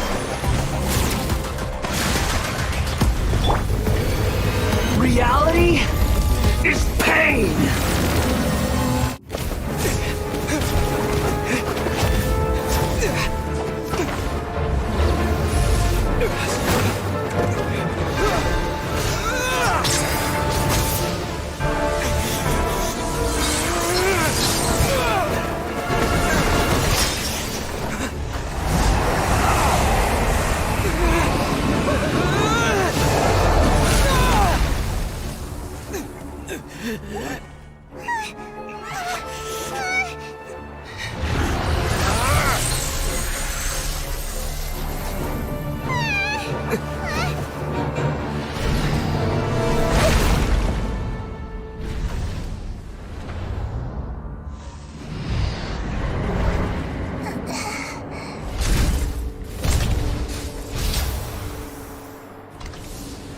This is supposed to be a battle between gods, yet you choose to hide behind a mortal. And now, you're acting like you'd sacrifice yourself for a human. Are you having fun proving a false sense of heroism to yourself, Booer?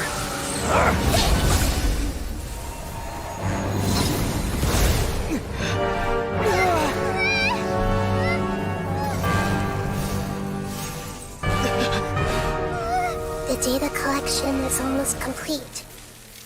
Do you even know how many times you've tried to take my gnosis from me?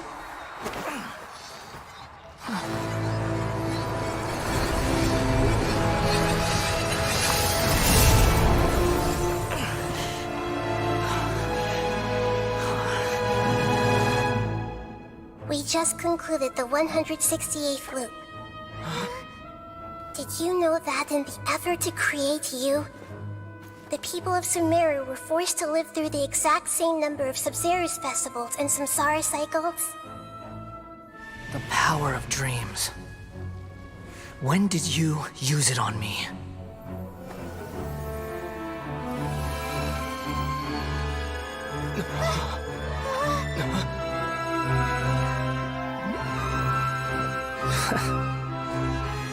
You can't even defeat me in a dream. What do you hope to achieve with this little trick? Come, Traveler. Just like before. Allow me to awaken the memories in your dreams. All that battle experience! It's more than that. Compile everyone's wisdom in the name of the Archon. That is the original function of the Akasha. I've sent everything that happened just now to the people of Sumeru in the form of knowledge. I've asked them to help you find a way to defeat the false god.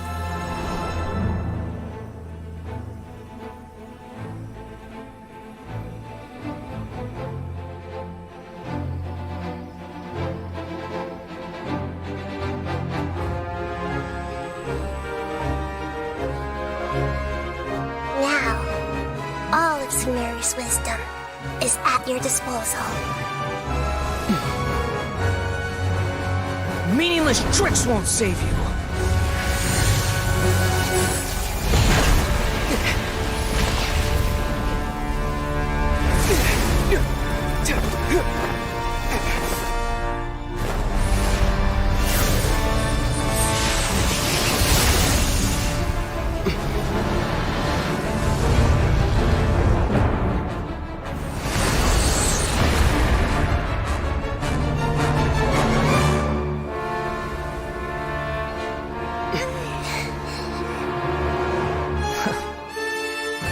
Are you done with your tricks? Can I finally take this as a real battle between gods? I'll leave this to you, the first sage of Booer.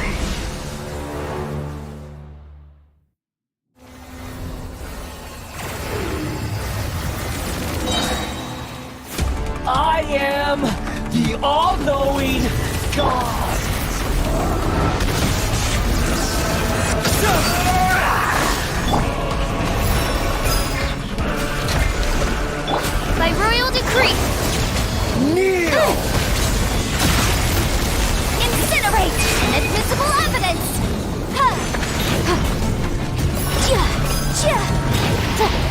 Burn to oblivion!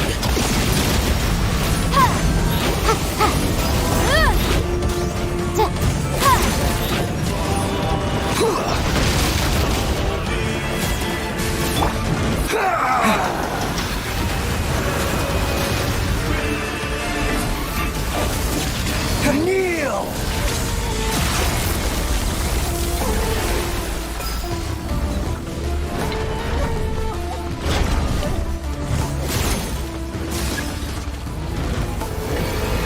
Reality is pain!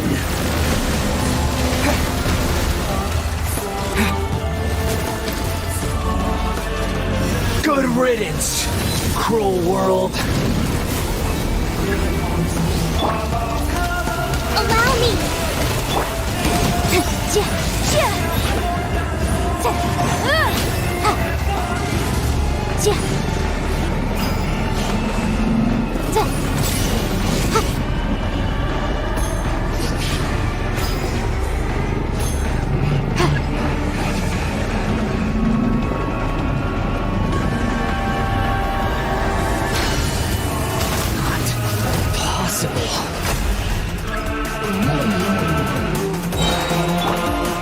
Propagate! Spring forth! Wings of darkness! Come, sever night from day! Motion to compel! Time for your arraignment!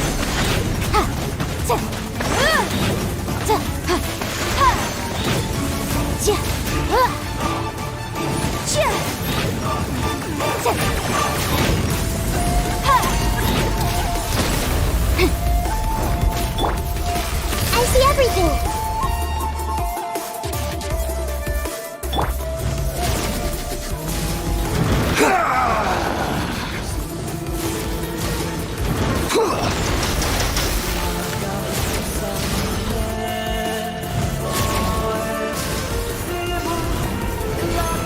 Reality is pain! Scatter!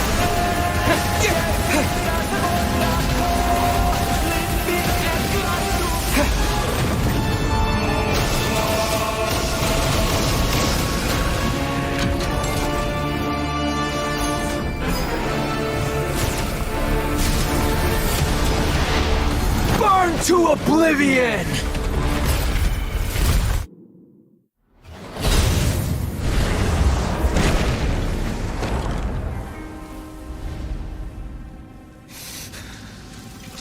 Humans. Filthy humans.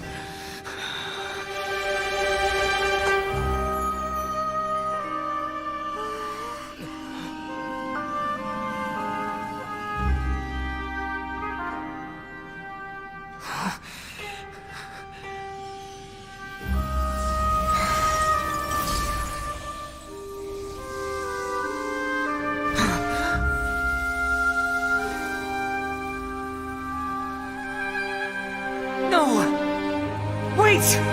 Please! Anything but the Gnosis!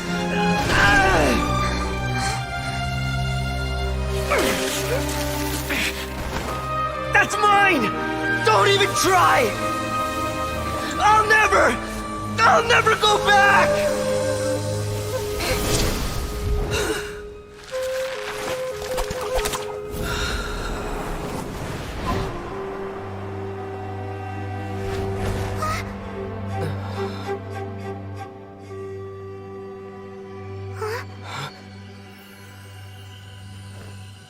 We haven't yet found the answer to the most important mystery. Irminsul is still waiting to be saved. With the power of another Gnosis, we may now finally understand the last memory of Greater Lord Rukkhadevata.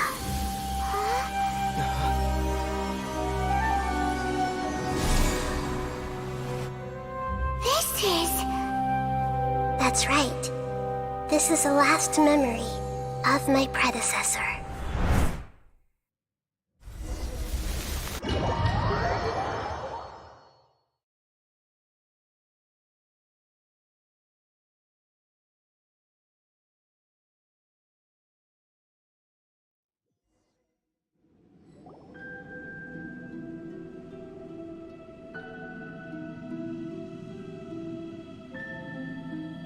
Huh.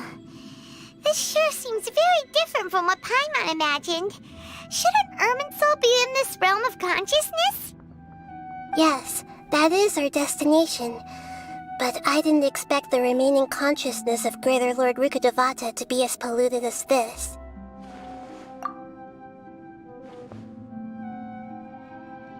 Forbidden knowledge? It seems you know about a concept that even I don't completely understand.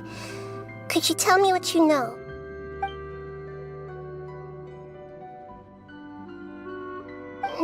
Your inference seems logical enough. Forbidden knowledge once polluted the desert thousands of years ago, but was successfully repelled thanks to King Deshret's self-sacrifice, and Greater Lord Rukkhadevata nearly exhausting her power. Then, a second instance of forbidden knowledge pollution occurred during the Conria Cataclysm 500 years ago. But I'm afraid it is much more serious this time, with Irminsul itself already in danger. So, if we're in the remaining consciousness of Greater Lord Rukkhadevata, and it's also been affected by forbidden knowledge pollution, then does that mean, in order to save us, Greater Lord Rukkhadevata? Yes. It's very possible that she sacrificed her life in the fight against forbidden knowledge. She didn't completely eradicate forbidden knowledge, but if it weren't for her actions, the pollution would have been far more rampant over these past 500 years. The way that everyone, including me, has forgotten everything about forbidden knowledge may very well be due to her restoration of Irminsul. Aww. Do you feel sad, Nahida? I'm just sharing her pain. The pollution of her consciousness here is severe. There is madness, chaos, and pain all around us. Did she fight to resist the forbidden knowledge pollution in such terrible conditions, all the way up to her last breath? She even used her last remnant of lucid consciousness to leave a clue for us to follow. Yes, her words were distorted by forbidden knowledge, so that's all we could hear. But now, we have a chance to find the answer to this mystery. We can cross the polluted consciousness until we found the right path to meet with her lucid consciousness. And then, we'll let Greater Lord Rukkhadevata tell us the truth in person. Each of us need to be mindful of the state of our own consciousness while we are here. Even with the Gnosis' protection, we must always keep a clear mind. Otherwise, we could go mad at any moment. That's so scary. Don't worry, it should be easy enough for you to keep that mind of yours clear, Paimon. Let's go.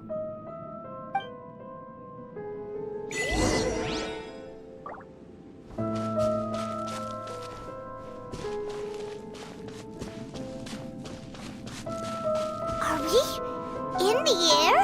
And why is there a huge boat? That's the boat of consciousness, which symbolizes reason here.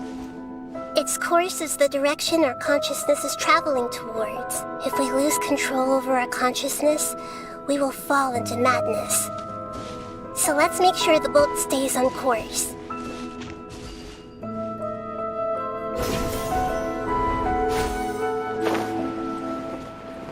Wow, what are these? The monsters seem to have been affected by them.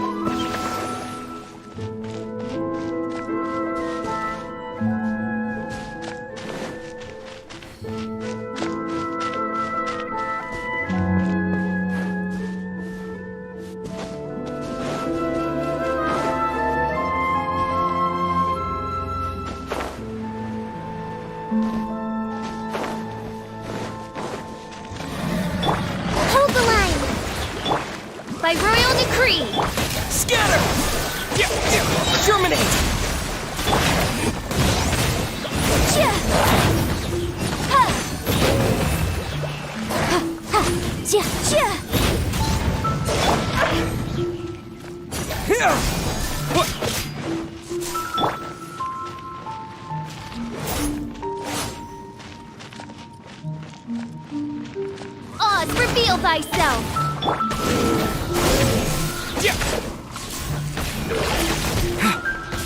Allow me!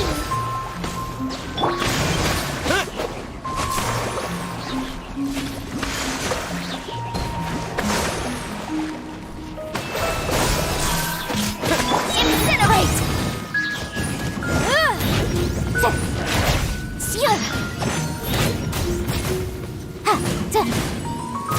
By royal decree! Look!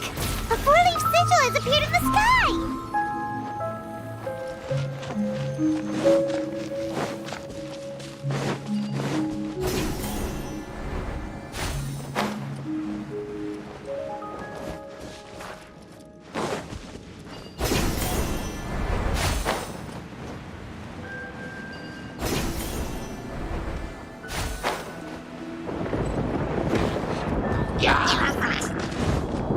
Hold the line!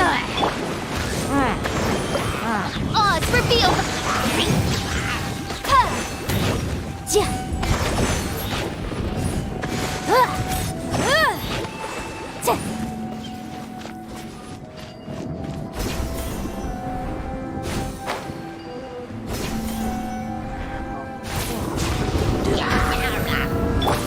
Spring forth! Propagate!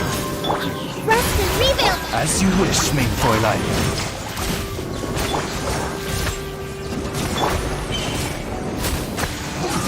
No rest for the wicked.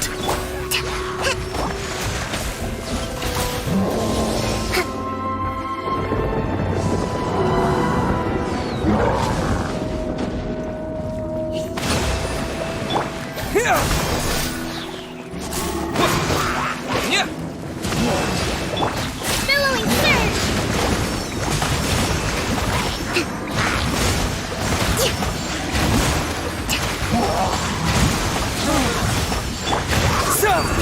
Scatter! Hold the line!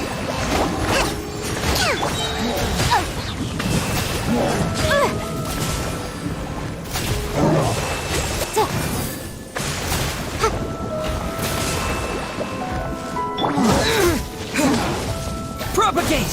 To control the boat of consciousness, we need to find the helm first.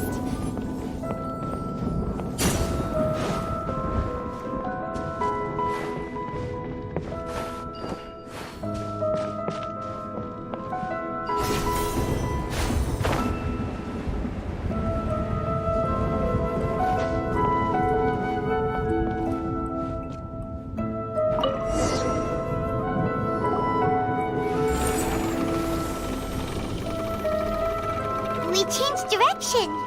Are we still going the right way, Nahida? Judging from the current route, the boat of consciousness will soon take us out of here.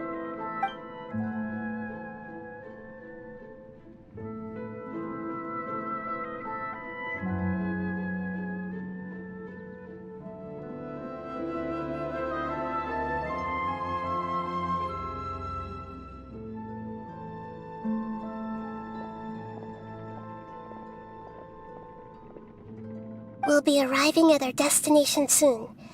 How are you feeling? Are your minds still intact?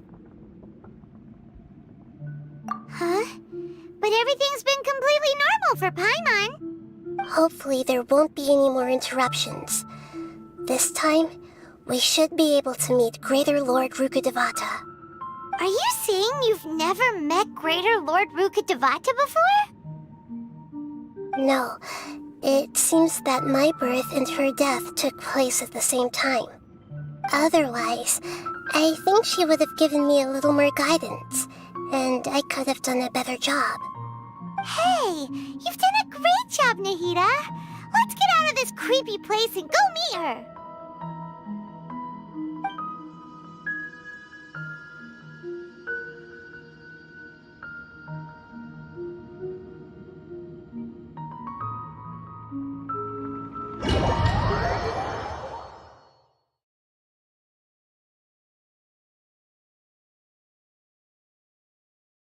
So, is this the place you were talking about? The base of Irminsul?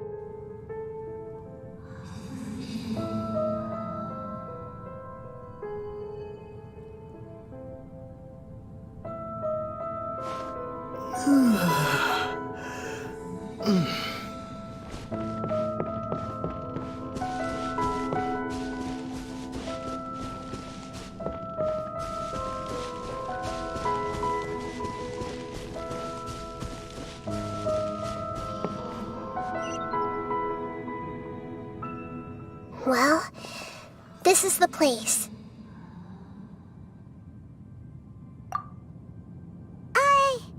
We're here to find Greater Lord Rukkhadevata, right? But the one standing over there is... Is that... me? She looks exactly like me. Are you Greater Lord Rukkhadevata? Yes, that's me. Are you surprised by my appearance? Irminsul and the surrounding lands have been reproduced here as they were years ago. But this is just a realm of consciousness. We are manifestations of the same nature. Hence why we would appear exactly the same. We're of the same nature? Why? Because you are me, and I am you. You are me in the new samsara. The new samsara? As Greater Lord Rukkhadevata, I'm the avatar of Irminsul, and you are the purest branch snapped from Irminsul. Imagine it this way. Even if a tree dies, its branches will eventually take root and grow, continuing the tree's life in another form. I'm merely the remaining consciousness of Greater Lord Rukkhadevata. The real me has presumably died a long time ago.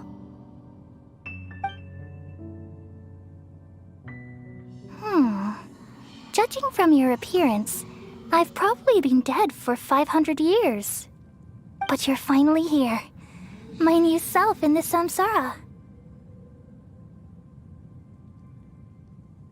If this is true, then am I going to be a great Archon like you someday?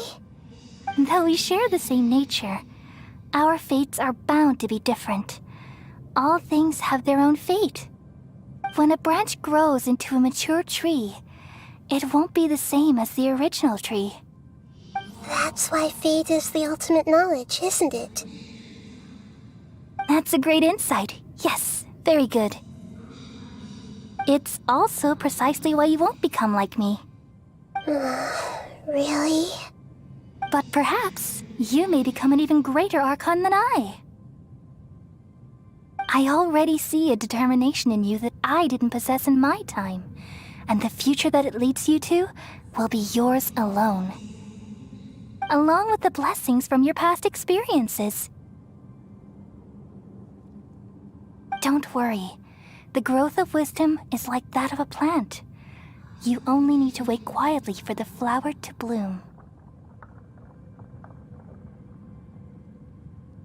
Come to think of it, the sages never had the faintest inkling of the meaning of wisdom.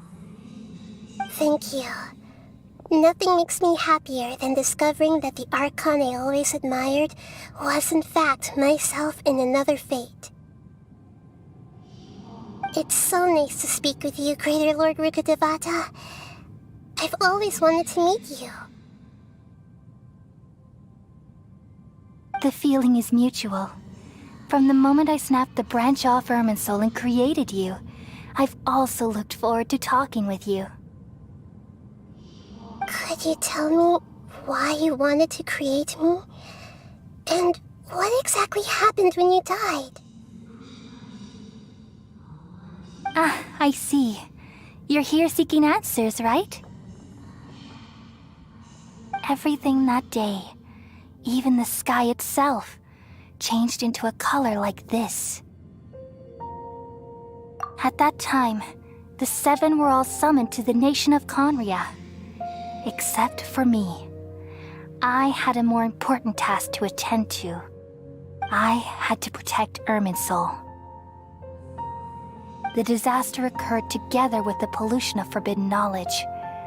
At that very moment, with my consciousness connected to Irminsul, I sensed something was wrong. The pain started to torment my mind. By the time I reached Irminsul, it was already displaying signs of corruption. Had I not repelled the pollution of forbidden knowledge with King Deshret thousands of years ago, I might have felt even more hopeless and lost. So what exactly is forbidden knowledge? It's a kind of knowledge that doesn't belong to this world, and a form of truth that can't be understood. It came from the very bottom of the abyss. Even I could never understand it. The world is constantly rejecting it, leading to all kinds of bad phenomena.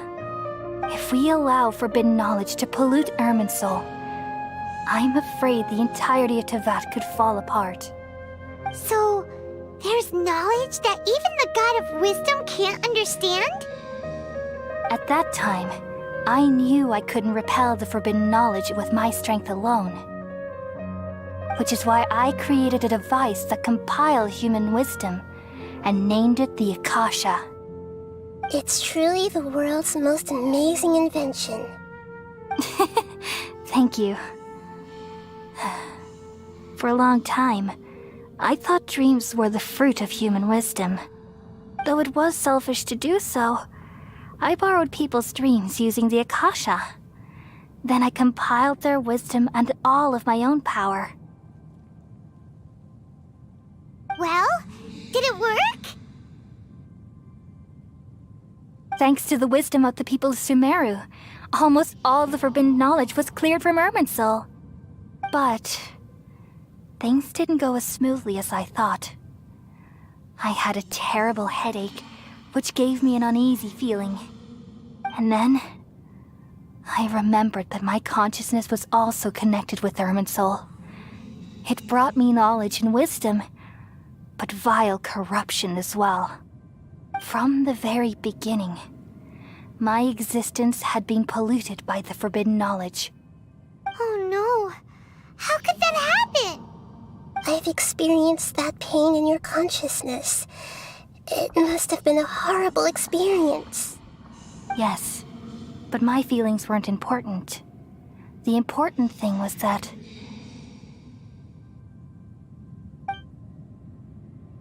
even if I died, my existence and everything related to me would continue to exist in Irminsul as memories and knowledge, meaning that the forbidden knowledge couldn't ever be permanently eradicated. And there's no way for me to eliminate myself. It would be a sort of paradox. So, I took the purest branch of Irminsul as my incarnation in the next samsara, and left a trail of clues, all in hopes that you would come here and remove me and my pollution from Irminsul forever. Wait, no, I can't. So you realize what that implies. You are very smart indeed. Irminsul has all the knowledge and memories of this world. And as you've realized just now, removing me from Irminsul means I essentially will never have existed in this world. But this is the only way to save Irminsul. People love you so much and they've missed you so much over the past 500 years. I am exactly the same. So how can we just forget you like this? Is there really no other way? There must be something else I can do. You're the god of wisdom, Boer. You should know that there is no other way.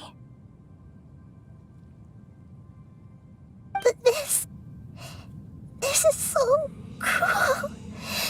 I don't want to forget you. No need to feel so sad, Boer. As someone who delights in wisdom, You should feel joy at finally finding the answer. These are the words in their entirety. The answer you've been seeking all along. Let the world completely forget me.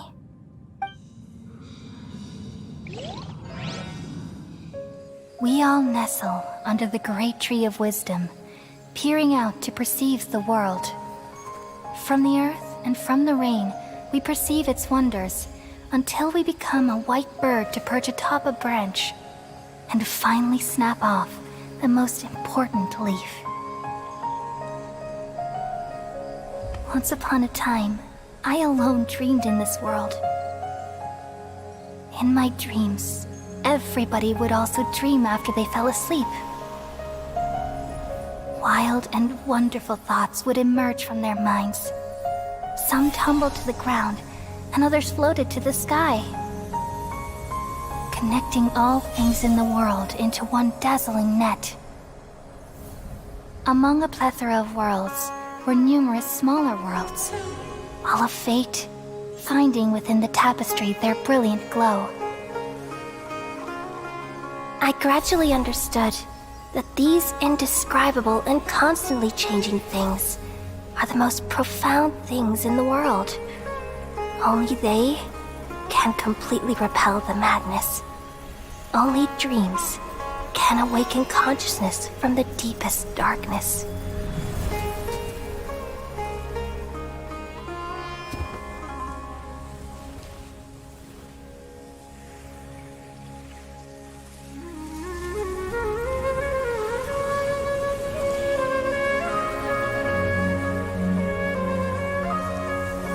I'm the one who posed this question, yet also the one who sought a solution.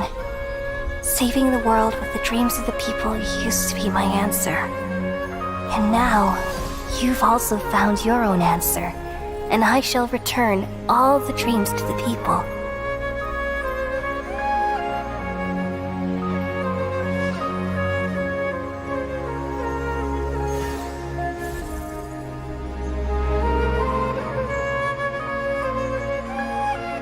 Goodbye, people of Sumeru. May you be blessed tonight with the sweetest of dreams.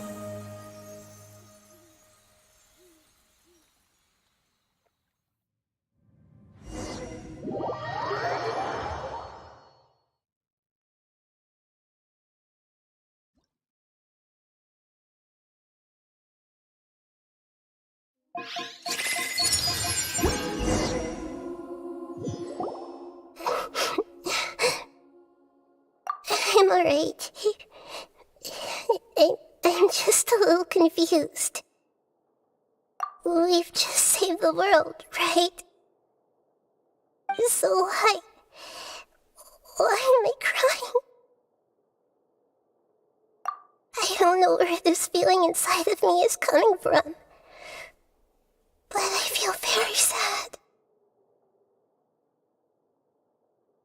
Just now, we used the power of two gnosis to successfully connect with the Irminsul consciousness from 500 years ago.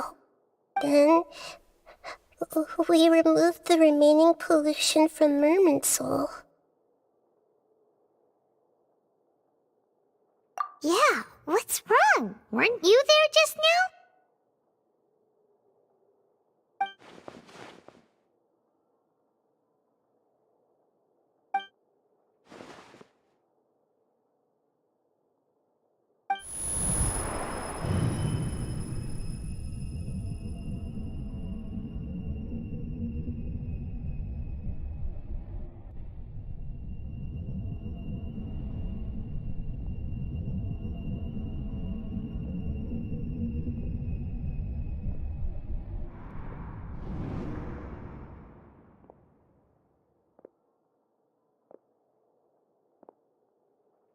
Huh?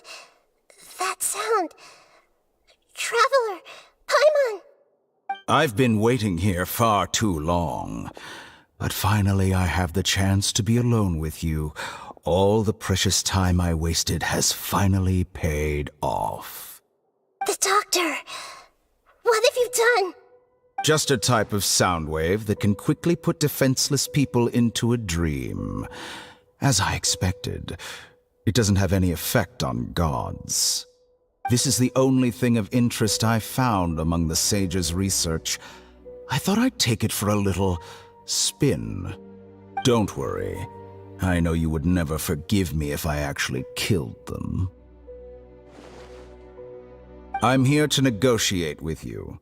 Naturally, I won't do anything dangerous that could potentially damage our relationship. Negotiate with me? I heard you had already left Sumeru. Why are you here again now? I left Sumeru, but I also stayed in Sumeru. Even the God of Wisdom is restricted by the habits of cognition. How disappointing. You mean there are many different versions of you in this world? An astute guess. Even the same individual will have different cognitions at different ages. A long time ago, I made a major decision in hopes of preserving all my perspectives of how I observed the world. Observation is the first step of any experiment, but observing the current world doesn't satisfy me. It lacks an important dimension, that of time. So I saved segments of all my ages and made them into independent individuals. That's all there is to it. Indulge me. How does the God of Wisdom find my method of seeking knowledge? It's an insult to the very concept of life. Life inherently has many rules and restrictions, each with its own significance and reason to exist. They can't be broken on a whim. Good. Amazing, even. Indeed, it's difficult for humans to make peace with themselves, not to mention oneself from a different period. Since you were in the academia, why wait until now to show up? You could very well have stopped us and helped that fake god. Simple. Let me ask you this. Would any staff member ever help the subject in the middle of an experiment? It was my experiment.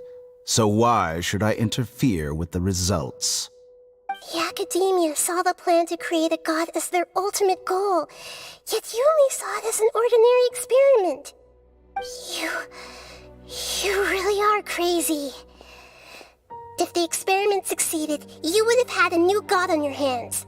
How would you have faced your own god then? Would you still take the same stance? Would you still hold the same view of yourself? I'm first and foremost a scholar. These results should be left to the judgment of the hypothetical me confronted with that outcome. But you're right. And that's exactly why I'm disappointed with the conclusion of this experiment. As an individual, you don't have any sense of belonging. You seem to have even fewer convictions than a typical scholar. Oh no, I certainly have my own convictions. They just don't fit your standards, that's all. All right, that's enough conversation for today. The experiment is over, and it's time to tidy up the equipment and reclaim any useful materials. For example, the Gnosis. Lesser Lord Kusanali, you're an intelligent Archon. I'm sure you understand the disparity in our combat abilities at this time. Besides, you have no way to use that Electro-Gnosis in battle. Didn't you say you were here to negotiate with me? Somehow, it's starting to seem like you intend to take it by force now. I'm merely stating a fact. After all, I'm also a scholar. Naturally, I hope to show proper respect and dignity to the God of Wisdom. Your hypocrisy is built on absolute confidence. I understand your scheme, but... what if I were to destroy the Gnosis now and awaken the heavenly principles? Awaken the heavenly principles? Do you think that's really possible? The heavenly principles have been silent for many years, but the Gnosis are symbols of their control over Tevat and all the laws. Will the destruction of a Gnosis attract the attention of the heavenly principles? And if so, how do the Fatui plan to deal with the consequences? Do you dare to gamble such a possibility with me? Gamble? How surprising. I thought you would show evidence or use rigorous reasoning to prove your point. The word gamble is the last thing I expected to hear from the God of Wisdom. But this is a clever move. You must have seen through me when I first captured your consciousness. As a scholar, I respect all possibilities. This has always been my principle and is an essential trait as an experimenter. Indeed, I can't ignore this possibility. So tell me then, what are your conditions? This foreign Gnosis will only lead to disaster if it stays in Sumeru. But this Electro-Gnosis is the prize I attained after defeating one of your fellow Harbingers. Now, as the one who initiated this cascade of events, shouldn't you pay the corresponding price? Price? Interesting. What price would you have me pay? How about erasing all your other segments? So this is how you wish to restrict me, the most threatening opponent of the Nation of Wisdom. What you request of me is like plucking out the eyes I have placed in the dimension of time. Segments are extraordinarily difficult to make. They require extremely rare resources and enormous amounts of time and effort, requiring me to destroy them all here and now. Bravo. A suitably wise decision on your part. Yes, how very interesting. Can I assume that you have long been wary of me? Among all the versions of me, this segment you see now is the most selfish. If it weren't me, your idea wouldn't have worked. What did you see when you were imprisoned? You were observing me, and that's how you know I've long grown tired of their doubts and endless arguments. Like you said, it's difficult to make peace with yourself. Being as smart as you are, have you managed to do that? I see. If you think all those versions of me are worth a Gnosis, then deal. You sure didn't hesitate much. Is the relationship between all the versions of you really that bad? I don't think there's any need to dwell on that. The surplus versions of me can be exchanged for a Gnosis. Do you think anyone can offer themselves at a higher price? Besides, with my abilities, it's only a matter of time until I find better perspectives. Perhaps it's best to say, you're just temporarily ahead. But what I'd like to know is, how can you be sure that I've really erased them? I can see your remaining honesty.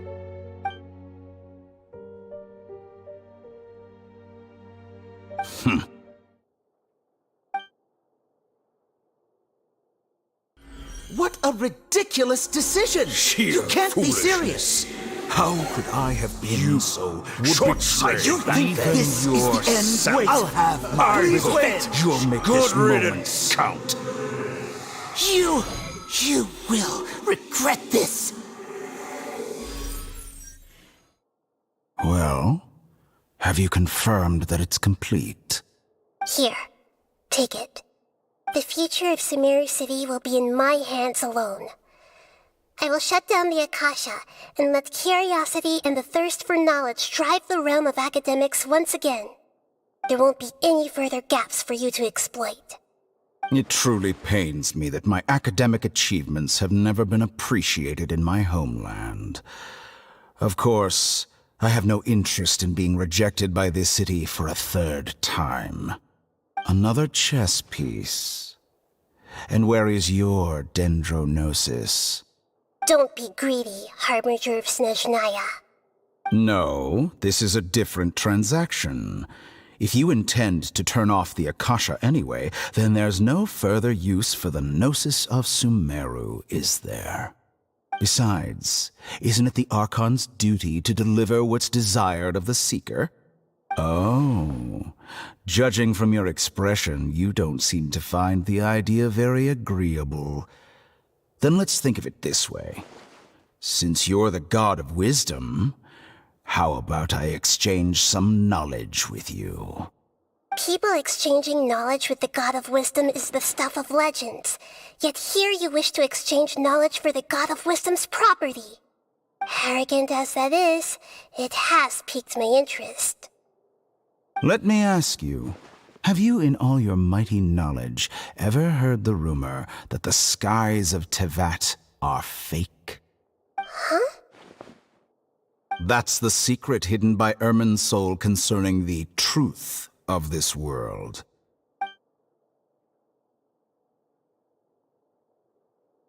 Once I finish telling you about this, it will be time for me to say goodbye.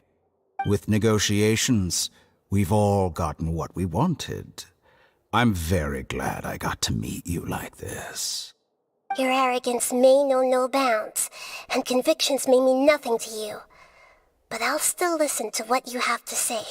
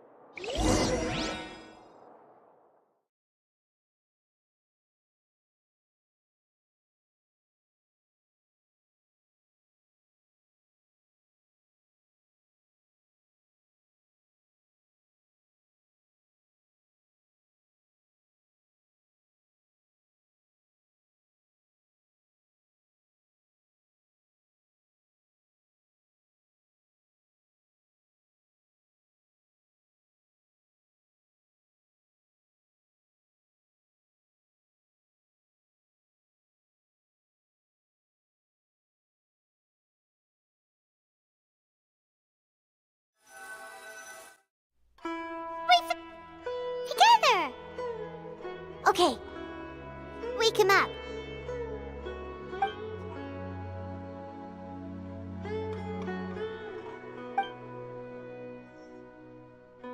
Are you awake? Kali says it's time for breakfast. Come on, get up! Good morning! How are you feeling today? Good to hear. It looks like we've recovered pretty well. Not even Tainari could stop us from going out now, right?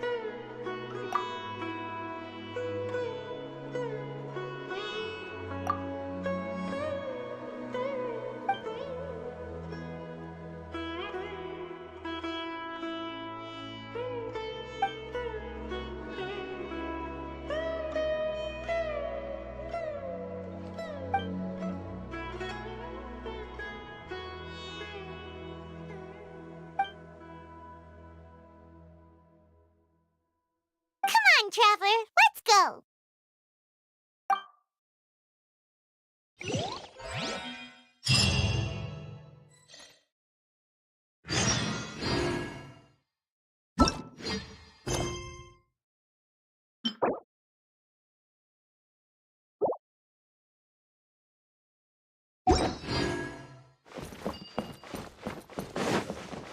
Sure that little girl must be.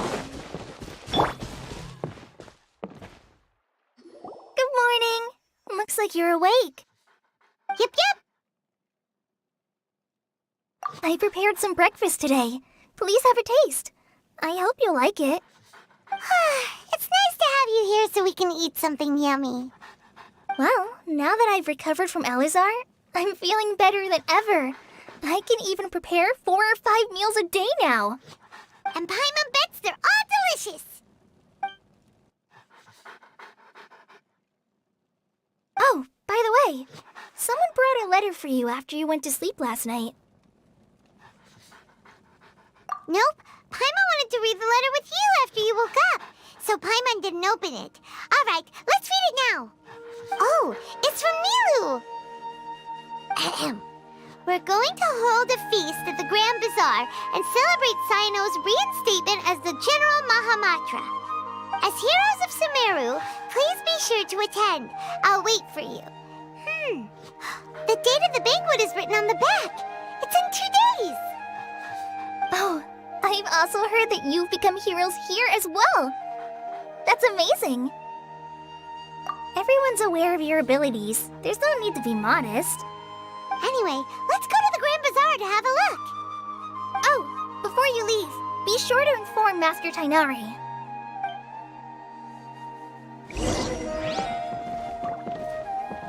Everything has been getting better lately, and my mood has been improving as well. You can come find me anytime if you need anything. You're welcome. I was just doing my duty. Remember to talk to Master Tainari before you leave.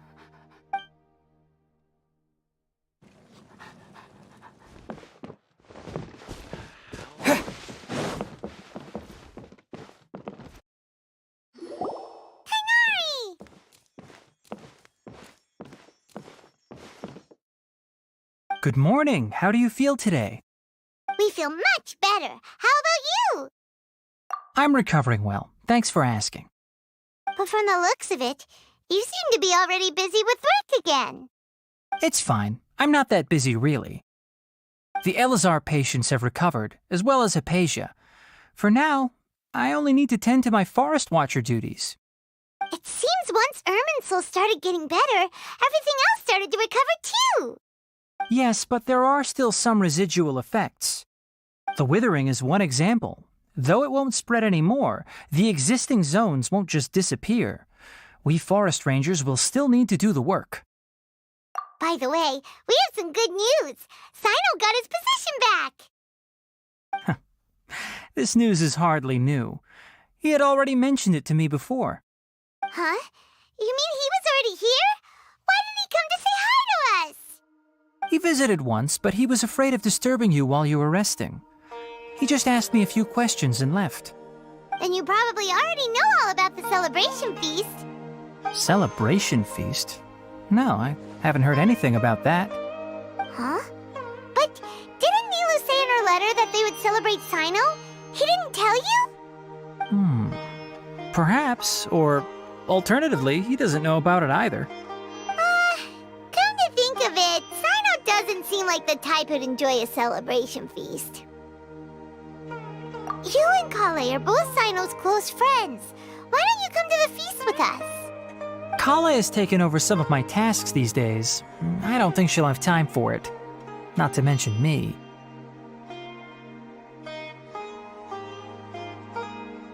You see, some VIPs have come to the forest recently. Huh? VIPs? Very important Paimons? Well, technically speaking, they are former VIPs.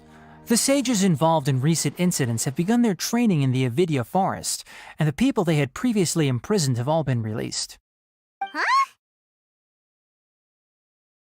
Yes, he's a little weak, but he isn't injured and his condition is stable. Lesser Lord Kusanali, in her boundless mercy, has decided to spare Azar and the other wrongdoers. Supposedly, they were ashamed of their shallow ideologies and have decided to dedicate the rest of their lives to cultivating wisdom in the Avidya forest. When they learned that Lesser Lord Kusanali had defeated the Balladeer and saved Irminsul, they were shocked at first, but also became happy, feeling that the sacred light guiding them on the path of discovering wisdom had begun to shine once again. As a result, work has increased for the forest rangers. That sounds really exhausting. There's nothing we can do, really. But that's another topic. Back to the matter at hand. Are you two planning to head out? Ah, right! We're here to request permission to head out. Would that be okay? You've recovered well. You may go, but be careful. Yay! Will do!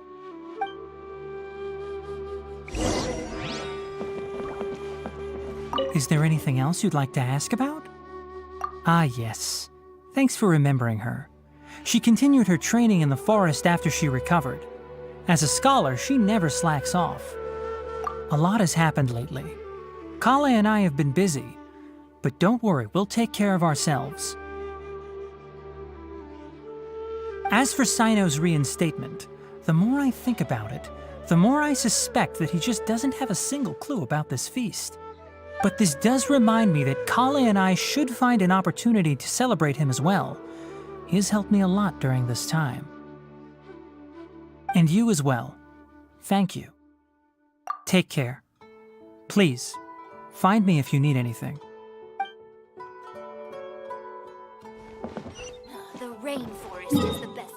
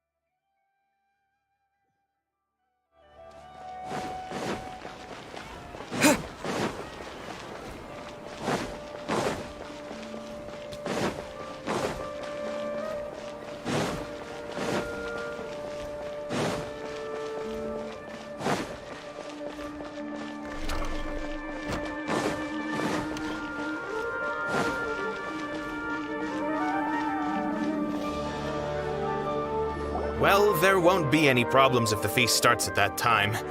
Everything has already been prepared. Mr. Zubair, I finished telling things up here. Well, except for the guests. Is a simple reply really that much to ask of our guests? It's affecting our arrangements. Oh, it'll be fine. Besides, it never hurts to get things ready in advance. I was thinking the same thing. The feast will be held sooner or later, right? Hey, Nilu! Traveler, Paimon! We got your letters, so here we are! You're the best! The other guests haven't even replied yet. Huh? Are we the only ones that have arrived? Yeah, I had someone deliver letters to all of our guests. But maybe everyone is still busy with other things. Look, I get it. Sumeru is in an extremely important period of transition right now, but even if your friends are important figures, they shouldn't just ignore your request like this. Nilu is Sumeru's #1 celebrity, after all.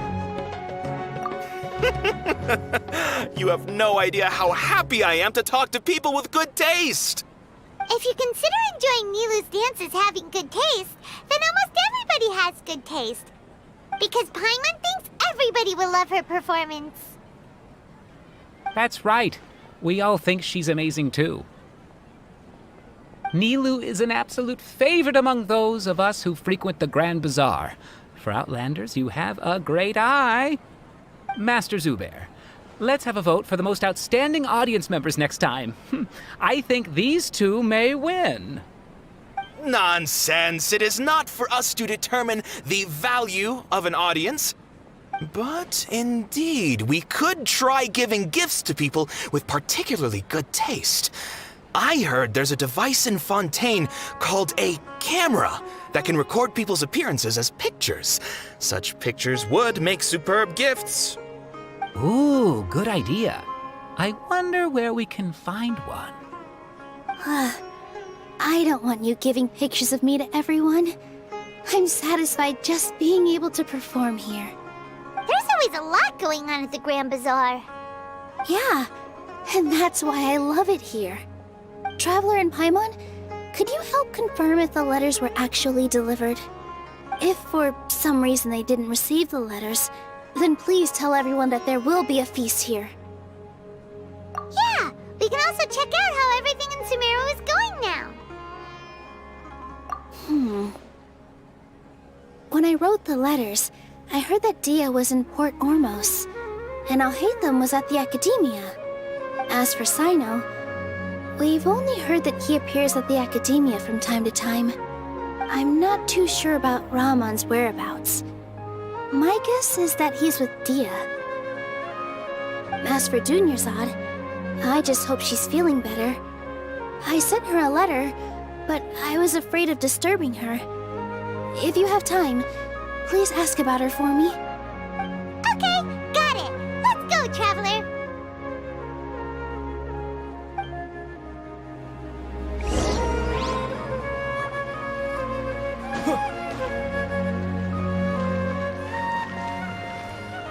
I'll go to the Adventurers Guild later and ask Miss Catherine if she knows how to get one of those cameras. Yes, please do. I'm sure the audience would be thrilled at the chance of receiving commemorative gifts. It could be our special surprise that we prepare for everyone. I think it's an amazing idea. Who knows? If we take more pictures, they might even become the signature souvenir of the Grand Bazaar. And Nilou will become even more famous. Ha! It won't be long till people are fighting for front row at your performances. I've heard that this camera is not just something anyone can use as they please. It must be aimed properly and subjects should pose for the best results. Oh, should we get ready then?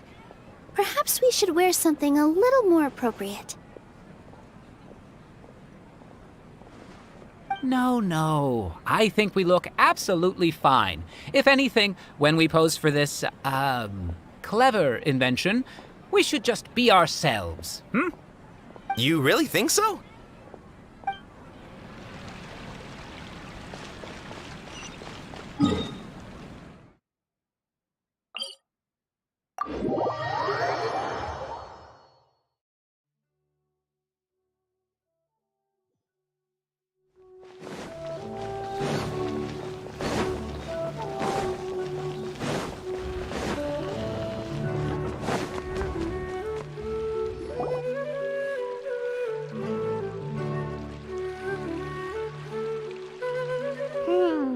We haven't seen Alhaitham anywhere. Let's ask that person over there.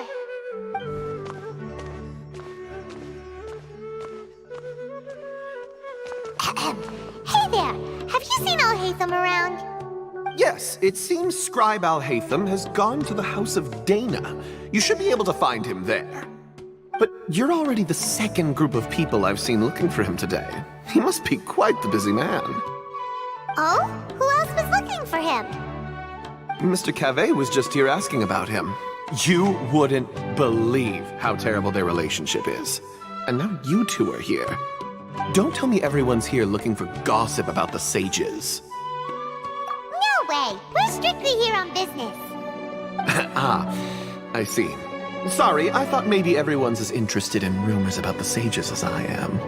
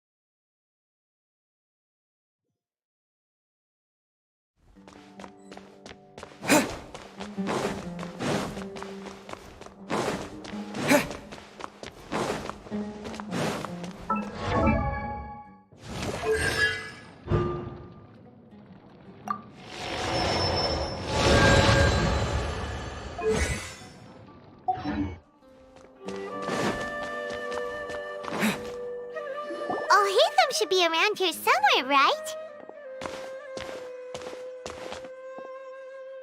Oh, he's over there! But it looks like he might not have time for us. Just put down that worthless book and tell me what happened in the academia. This is not just some worthless book. Do you have any idea how difficult it is to find a physical book like this in Sumeru? It doesn't matter. It's probably just another thing that you used your authority to get your hands on anyway. Just put it aside. Listen, I came back today only to hear that the sages have disappeared. Oh? You sound surprised. I thought you would already know the inside story. Would I be here asking you if I knew? You're the scribe, not me. So just tell me what you know already. Well, I almost became a sage. Huh? Oh, don't sound too surprised now. You're the renowned Kaveh, light of the Ksharawar. Besides, as a master builder and craftsman, chances are you'll be appointed as a sage too. Why do I feel like you don't really mean it? Huh. What makes you say that? Why would you question my heartfelt sincerity? Maybe it's because you've never said anything good about me before.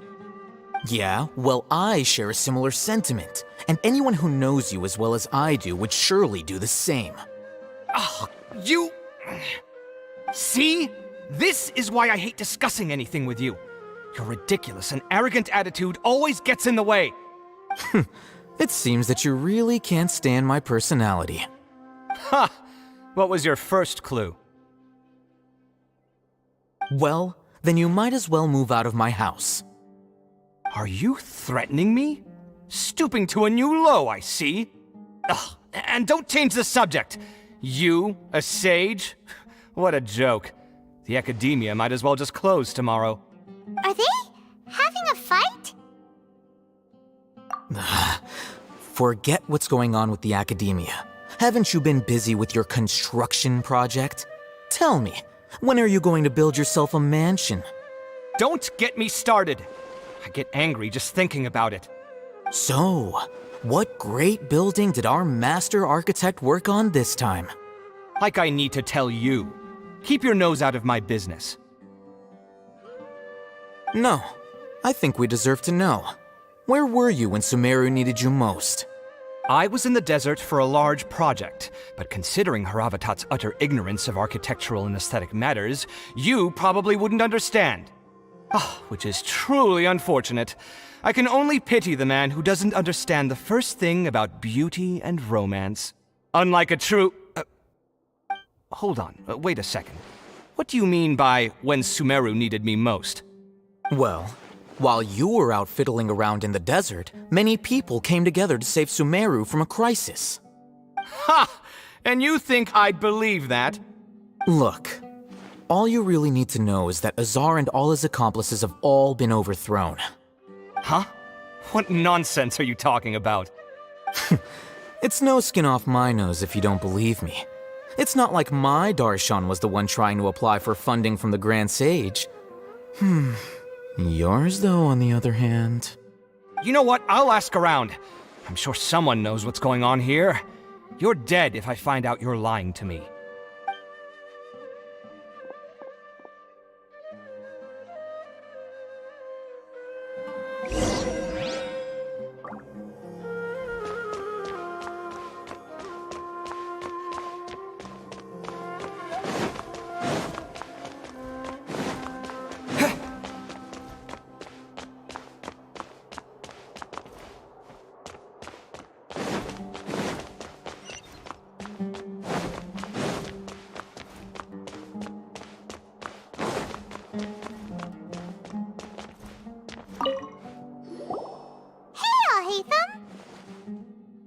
Oh, it's you two. What's the matter? We're running some errands for Nilu. Have you received her letter? Letter? Nilu said she sent out a letter inviting everyone to a celebration feast in 2 days at the Grand Bazaar. We'll also be celebrating Zaino's reinstatement as General Mahamatra. If she addressed the letter to all Hatham of the Academia, then the letter should have gone to my office. I've been busy these days, so I haven't had time to check for any new mail at my office. I only now have some free time to attend to personal matters. Have you always been so busy with your work? Of course not. I'm only busy these days because several sages have been dismissed recently and the whole academia was practically turned upside down. Kainari told us they all went to train in the Avidia Forest. Apparently they will spend the rest of their lives there. That is already the best possible ending for the likes of them. 4 of the 6 great sages were possessed by their desire for power and attempted to create a new god. In order to pull it off, they even imprisoned the other 2 rational sages. To imagine such things could take place in the academia. I don't know where to begin. Yeah, you're right. Feels kinda strange to hear them called that after all this time. But then again, the 6th grade schools sounded pretty impressive too. Yes, at least that's how they're supposed to sound. It's said that when the Academia was first founded, the Dendro Archon herself established the 6 great schools, each representing one of the 6 different types of wisdom. Numerous Darshans have sprung up and faded. Only the 6 Darshans attaching themselves to the 6 great schools have stood the test of time and obtained permanent seats in the Academia. Now, the 6 Darshans are nearly synonymous with the 6 great schools, and the leaders selected for the schools are the 6 great sages. Among the 6 great sages, there is one central leader, the Grand Sage. Unfortunately, only the sages from Vahumana and Amorta remain now. They were imprisoned for opposing Azar and were only rescued after Azar's downfall. So who's managing things in the other 4 schools now? Do they need to find someone new? Yes. Normally, new sages are selected based on a strict set of criteria. Oh, didn't you just say something about becoming a sage? If they pick you, then we'd have a huge connection in Sumeru. Yes, about that. You didn't let me finish my sentence. The person in charge of personnel affairs nominated me to be the Grand Sage in place of Azar and help Lesser Lord Kusanali manage the Academia. But I refused. Huh? But why? Can't you be a little more ambitious? I'm not even interested in being one of the 6 great sages. Like I said before, I don't like being a leader. Oh, all right. So are you busy these days trying to find others to take the job? That's not my job either. I'm only responsible for handling important affairs within the Academia before the new sages take office. And the first thing I'll do is reject Kasharawar's application for funding. By the way, who was that other person just now? Is he your friend? Do we look like friends? Paimon doesn't know. That's why Paimon's asking. His name is Kaveh, my roommate. You could say he's the representative for Ksharawar scholars. Which is exactly why he always has so many problems. So everything that's happened recently must be a huge change for the people of Sumeru. Such is the work of the Academia Scribe. Well, anyway, no matter how busy you are, since you are our planner, remember to attend the celebration feast in 2 days. Alright, I'll see you there.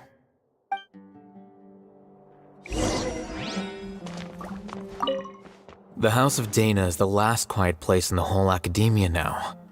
I was originally planning to stay here a little longer, but there's a chance that Kaveh might show up again.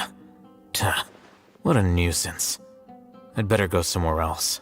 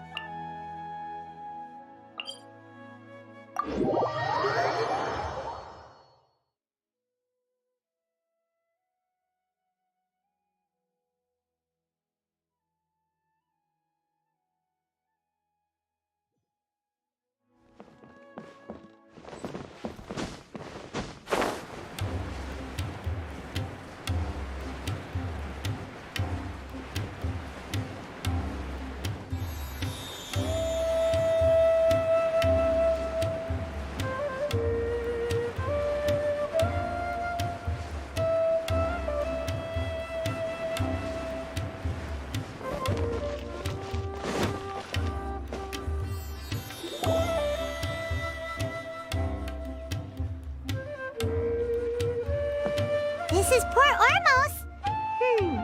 Now where could... Is that Paimon I hear? Huh? Oh, it's been a while. How are you doing? Junior-zad! It's been so long since we've seen you! I'm doing well. I can go as far as saying I have never been happier in my entire life. I don't know if you've heard, but Elazar has completely disappeared, and all the patients have recovered. You kidding? Knowing them and the connections they've got, I'm sure they've heard about it. Yeah! That's right. My lady is feeling better now, so I'm accompanying her for a walk. Why do you still call me that, Dia? You've already informed my father of your resignation. I guess I'm just used to calling you my lady. Old habits die hard. Resignation? You mean you're quitting? Yeah, I might start losing my edge if I keep being a bodyguard for the Homayanis. You know that my parents and I are fond of you, and that we appreciate you very much. It wouldn't be a problem if you wish to continue to be our bodyguard. I'm not a woman that's easily persuaded. You should know that by now, my lady. When I took this job, I had already decided that I'd quit as soon as you'd recovered. It's time for me to get back out there and chase that horizon. So what are you gonna do now if you're not gonna be a bodyguard anymore? I want to take a risky job and put my body to the test again. Huh? But we literally just finished one of the most dangerous jobs ever! Are you getting bored already? I know. If I hadn't joined in that plan with you, I wouldn't have come up with this idea. I guess I still get fired up by that feeling of going all out in a fight. It made me realize that I'm still a mercenary through and through. Life is short, and I'm happy that I got to be a part of that operation. But the whole thing also made me realize that there are still many problems in Sumeru, and as a desert dweller, I'm still not completely ready to settle down on this side of the wall. Well, I remember a friend had someone bring you a message. You mean I'll hate them? I didn't expect him to still remember that. I thought he was joking. We just came from talking with Alhaitham at the Academia. Did he tell you that he suggested that I come work at the Academia? What? I heard that Azar and his cronies fell from power, and Alhaitham told me that now was a good time to find a job in the Academia, but only if I wanted to. Whoa. Paimon can't see you being anything other than a mercenary. Me neither. But I think Dia would look great dressed up as a scholar. Ugh, forget about it. I wouldn't last 10 seconds in there. Alhaitham probably just liked the way I worked and knew I'm good in a fight. So he suggested I find some work in the Academia. But you know, if you take him up on the offer, Sino might actually agree and let you become a Matra. Because you're super amazing! The Matra have all the talent they need as long as they have Sino. I prefer to be free to live however I choose. In fact, I chose this job from the very start because I knew it'd be right up my alley. Even if being a mercenary means facing all kinds of danger. A lion has to return to the wild sooner or later. If anything, being your bodyguard has been unfamiliar territory for me. I don't want to see you go, but I'll respect your decision. I'm glad to hear you say that. Come on, no need for the sad face. It's not like we'll never meet again. Once the whole Dendro Archon thing is settled, everything in Sumeru will take a turn for the better. That makes me happy too. But a peaceful society will probably mean less demand for mercenaries like me. Before long, we'll be a dying breed. So I'd better get to work while I still can. Huh? But wait a second! You make it sound like you're leaving now! Well, no, not yet at least. I promised my lady I'd stick around until next week. So, have you been in Port Ormos this entire time? We were wondering if you had received a letter from Nilu. Oh, did Nilu write to us? She heard that you were seen in Port Ormos, so she sent the letter here. Huh. It was probably sent to the inn that we're staying at. My lady has been very energetic lately and keeps taking me on hikes, staying out even into the night. By the time we get back, the receptionist is usually off napping on the job. Right, and we tend to leave quite early in the morning, so the old man on duty is also usually dozing off. So what it really sounds like is that the person on duty is always asleep. I bet the letter's at the reception desk. I'll go check later. No wonder there wasn't a reply. You never received the letter. Good thing Nilu asked us to come and check on that. Sorry to make you two come all the way out here. It must be something important for Nilu to specifically write to us like that. Yes, she said they were preparing a victory feast in the Grand Bazaar, and will also be celebrating Sino's reinstatement as General Mahamatra. She was hoping you could come. Great! I'll be sure to attend. Count me in too. But is there some sort of dress code or anything for the feast? Can I just show up looking like this? Since it's being organized by Nilu, I don't think she'll be too picky about that. If anything, I think she wants to see us as our most natural selves. All right, then this is how I'll show up.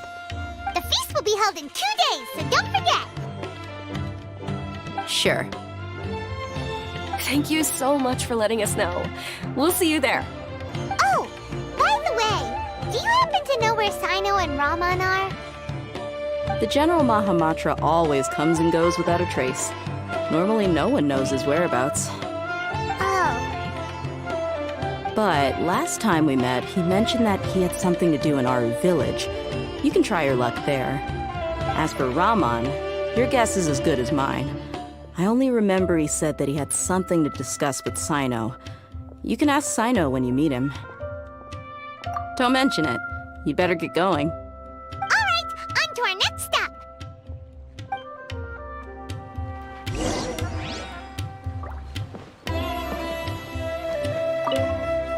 After recovering from Elazar, everything seems so different to me. When I look at the scenery I visited before, it has a completely different feeling. Yeah, you need to be stronger than an ox to take life by the horns. I think I've heard you say something like that before. But today, I finally understand what you mean. Is there any place you'd like to go? I can accompany you.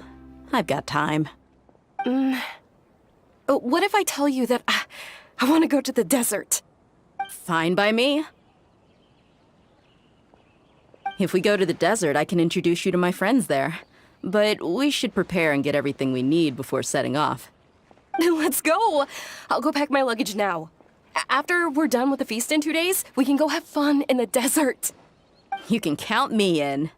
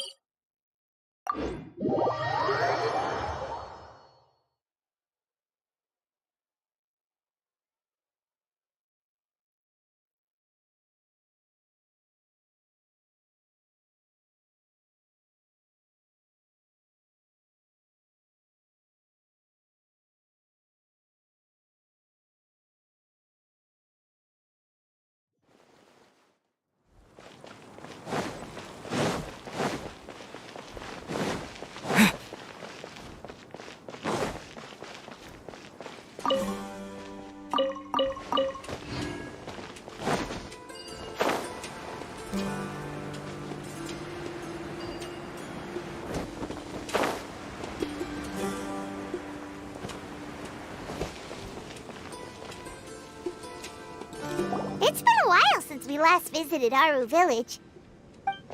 Ah, there's Sino!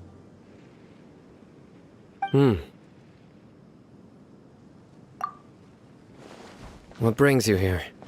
We recovered well, and Tanari agreed to let us leave, so now we're out and about again. It seems Gandharvaville's medical treatment is still as good as ever. And Tanari is recovering well, too.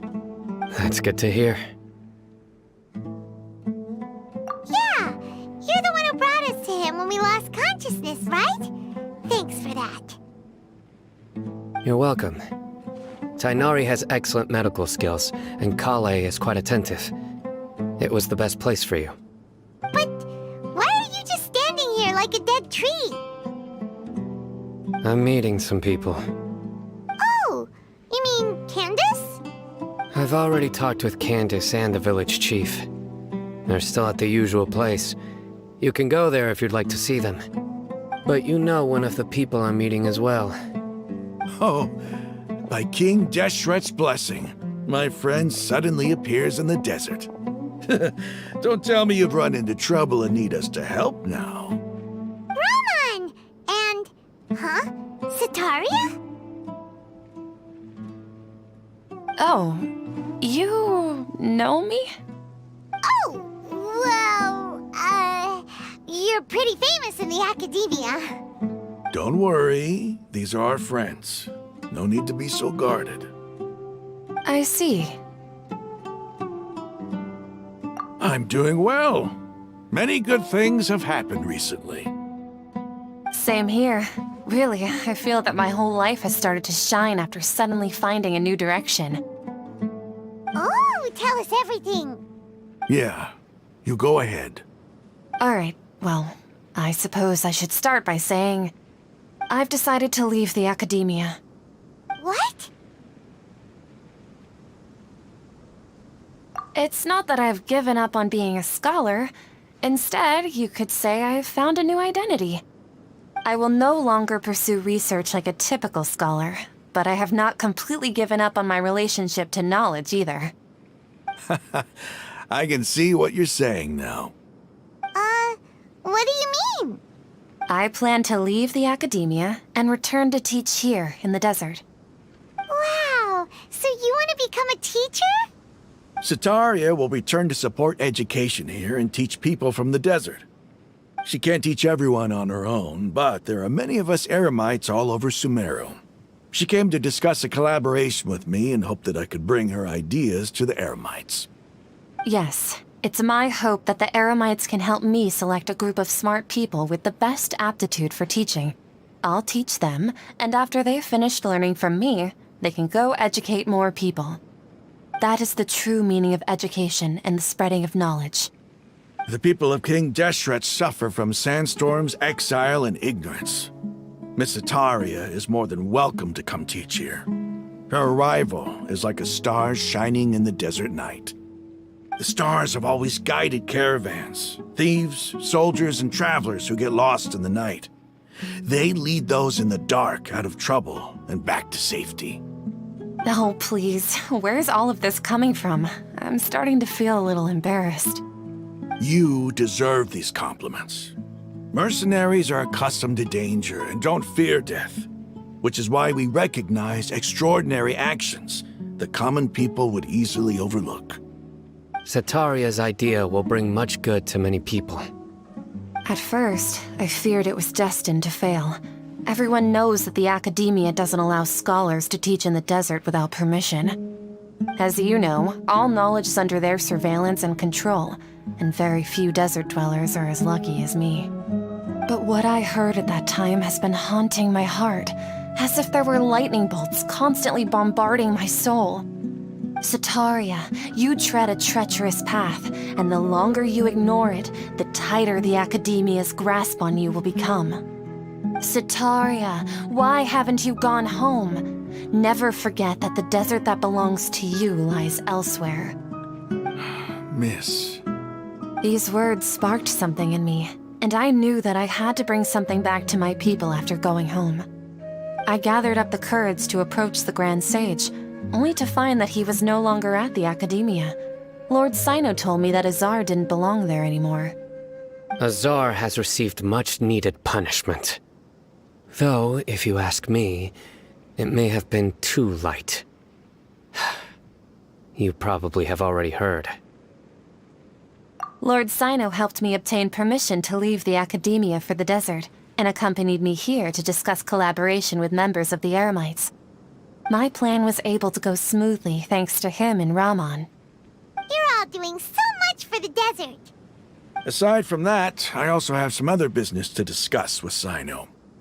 Lesser Lord Kusanali has allocated many resources to support and develop the desert. I've done some business for her, and part of it required the assistance of the Eremites.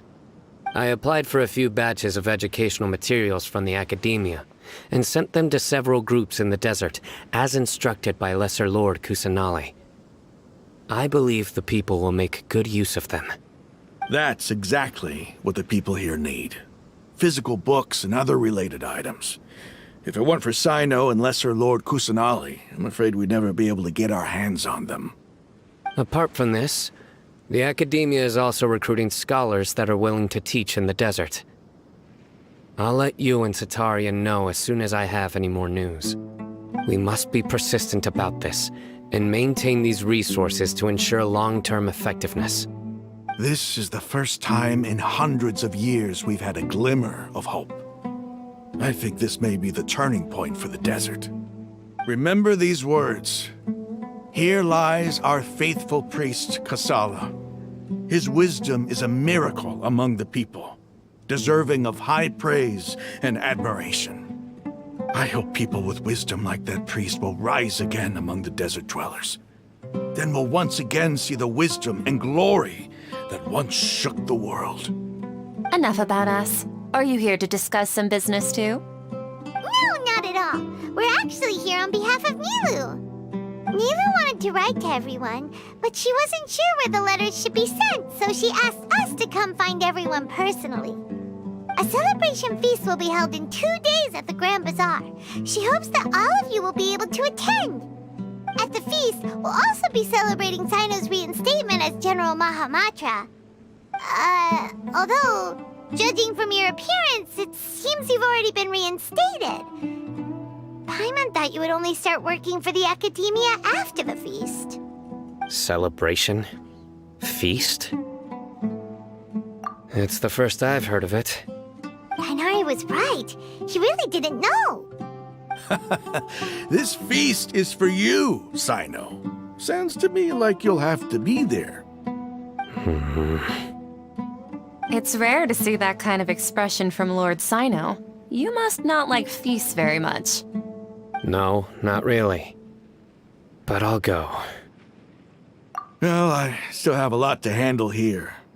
Besides, I need to look after Miss Sataria in the desert, so I'll have to pass.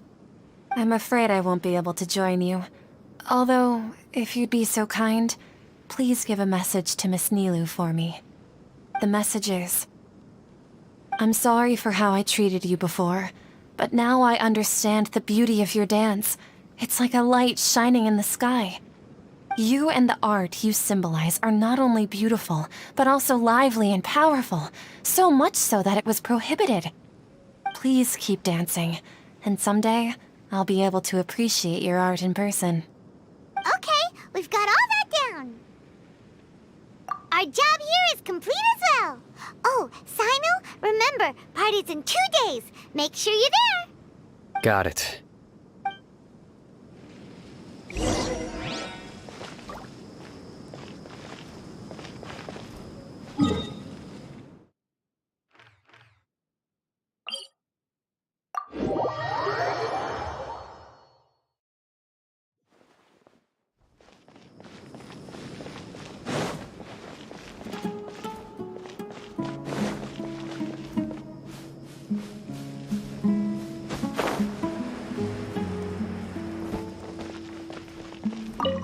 Traveler, it's good to see you again. Sino said you were resting in Gandharvaville for some time.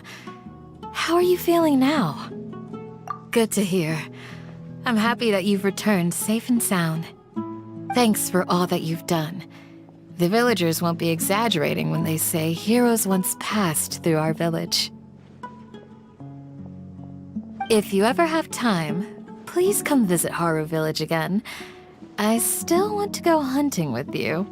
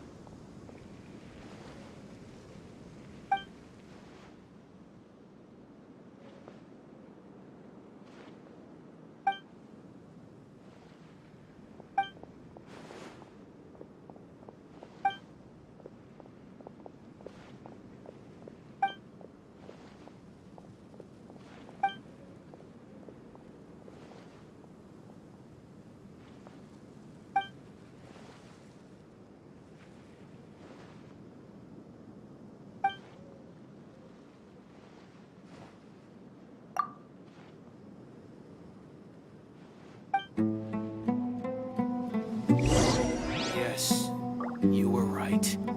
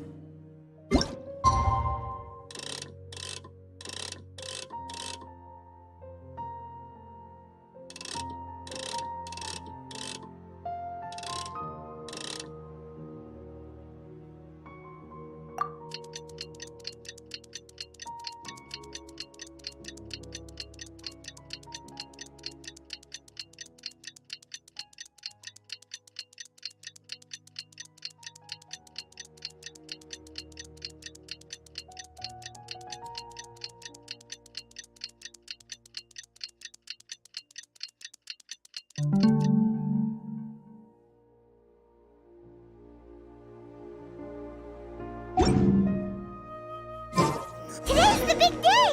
Let's go to the Grand Bazaar and see how the celebration's coming along.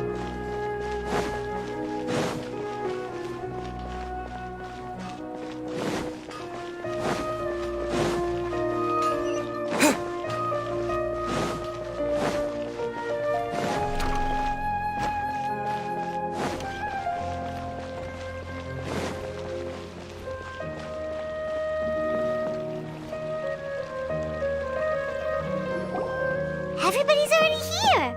Looks like we're the last ones to arrive. I'm here. Ah, there you are. Well, look who finally decided to show up. You look like you came here immediately after finishing up some work. I'm very happy to see you here. But we're not late, are we? It's just that everyone else arrived ahead of time. I propose that the last one who arrived be put in charge of today's speeches. Nah, there won't be any speeches today. Oh, really? Well, even better. Come join us over here. Let's share some great food and drinks, and chat about all sorts of fun things. Everything looks quite good. Wow! Paimon can't wait! Traveler, just look at all the delicious food here!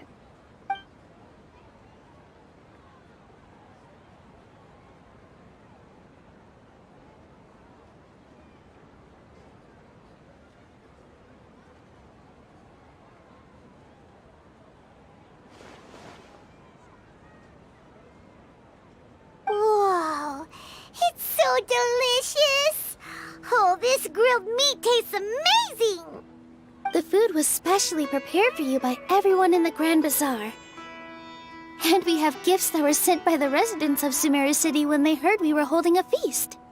Everyone that came said that you saved Sumeru and wanted me to thank you all on their behalf. Feels kinda nice to be seen as a hero. I could get used to this. Being a bodyguard is also a hero's job. You've always been amazing, Dia. My lady sure has a way with words. Thanks. I'm glad to hear it. And I'm happy to meet everyone that participated in the great plan. Don't mention it.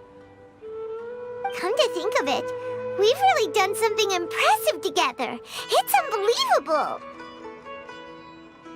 We owe it to our abilities. And luck. Really? Why do I remember everybody thinking that luck was against us and feeling like we hardly had a chance of succeeding? That's how I remember it too. It's luck that brought us together, and it was luck that let us form a team. Then, it took even more luck for us to formulate a plan and implement it successfully. Moreover, judging from the results, everything worked out well. Yeah, everyone gave it their all when it mattered most. It was almost like a performance. We took the stage and put on our best show. Everyone played their part, and thanks to everyone's efforts, the performance was a great success. So, would you say we're good actors too? It's such a blessing that Lesser Lord Kusanali was able to return to power at the Academia. Yes, even after being abandoned and neglected so many times, she's finally returned. Uh-huh. Lesser Lord Kusanali once used all her power in a great disaster, which resulted in her losing all her wisdom and memories of the past. The Academia basically abandoned her because of it. This should be something everybody should remember. Huh? You look surprised. I didn't say anything wrong, did I? No, everything you said is correct. That's good. Something wrong? Yeah, what's with that face? You knew all of this already.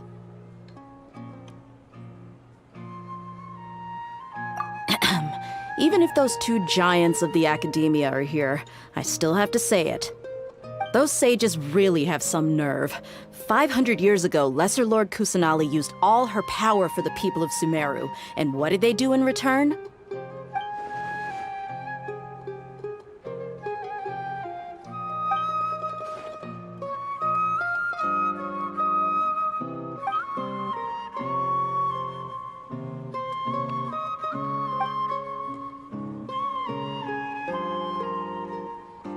If you bite the hand that feeds you, don't act surprised when it turns into a knuckle sandwich, right, Sino?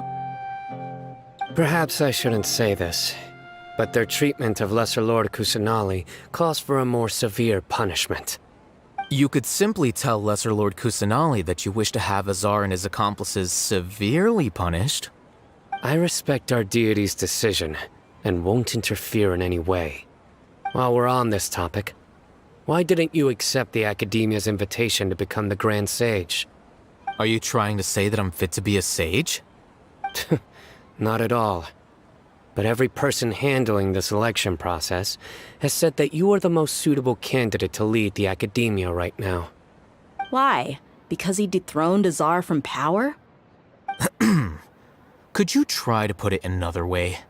This is a good thing, yet you're making it sound like I overthrew Azar for my own personal gain. But seriously, though, I always wondered if you had some personal motives behind it. I did have my own motive, but it had nothing to do with being a sage. If the rules of our nation were suddenly cast by the wayside, then it wouldn't be long until chaos ensued. I had no intention of letting their dreams disrupt my life. By that, you mean your life working as the Academia's scribe. Precisely. Wait, is that all? So, that's the only reason why you joined us and came up with all those plans? It's reason enough. You've certainly got quite the personality. You flatter me. All right then. How about you? You've already resumed work as the General Mahamatra, right? That's right. Will you be happy with that life? It's not about being happy. There are merely a lot of things that I must do.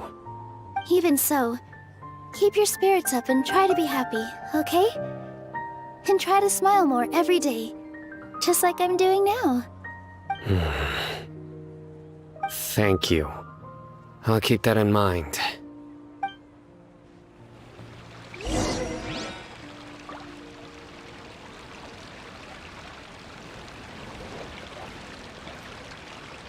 Ah, there you are, traveler. Well, how is it? Are you enjoying the feast today? If there's anything you're unhappy with, just let me know. I'll be sure to take note of it. That's good. It's the first time I've ever invited so many exceptional people to one place. I was a little nervous myself. You see, every guest here is quite extraordinary. It's unbelievable that we've got everyone together here. Almost like a fairy tale. Make sure you live it up tonight. I'll be happy as long as you're enjoying yourselves. I'm honored to have her think of me this way. If I have a chance in the future, I would really like to invite her to one of my performances. I can't explain why, but I just feel elated right now. Thank you.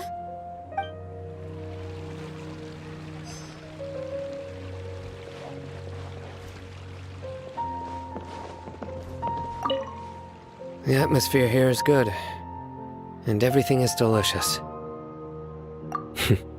Yeah. I don't often come to such places, but it feels quite good. I have a lot to handle these days. Otherwise, I could show you around. There's always next time. We're friends after all. This feast is pretty good. I like it.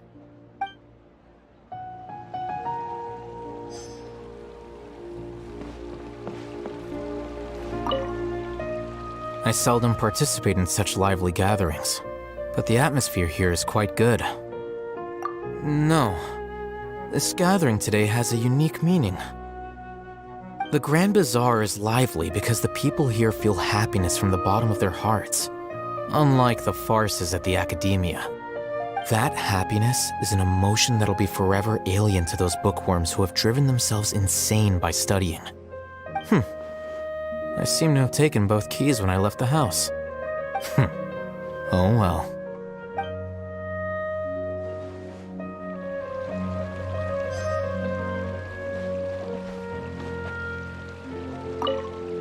My lady, the grilled meat over there is delicious. Have you tried it? Yes, I also tried some fruit just now. Oh, they're very sweet. What an amazing place to relax. No wonder everybody likes to rest at the Grand Bazaar. You said it. Oh, look who else is here. Hello. Oh, I'm so happy Nilu invited everybody. Oh, now I have the chance to meet all the heroes.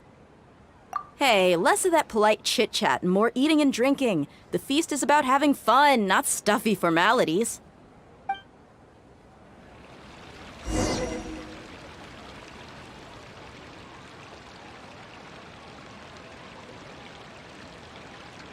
Hey, what's wrong? Your head is starting to droop. Hey, you can't just fall asleep here. Paimon will go find something delicious for you to eat. You'll wake up once you've put something yummy in your tummy. Of course, just wait here for Paimon.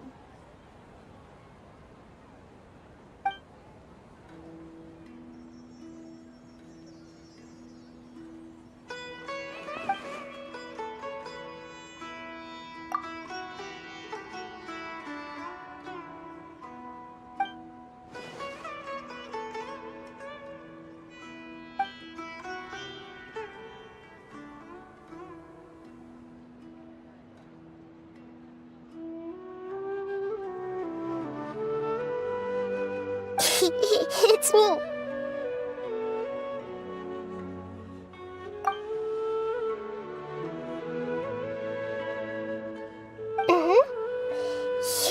blame me for being a bit too self-indulgent.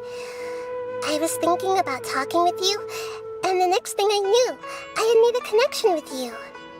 The connection between us is amazing. It's like flora and the fence it grows upon.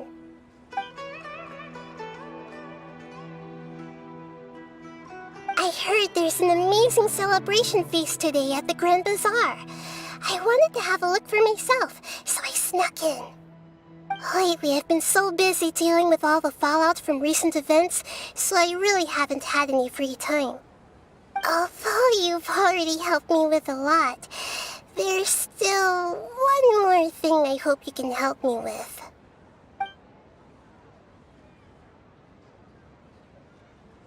Please say thank you to everyone for me.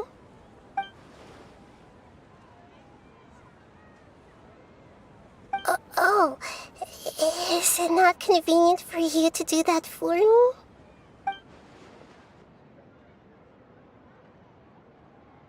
But if I just show up all of a sudden, people will become all quiet and stiff, won't they? What if I end up scaring them and ruining this wonderful feast? That'd be the last thing I want.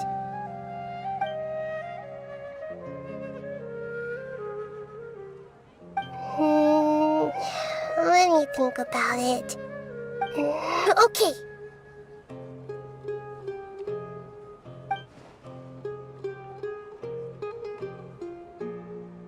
Yes, I have.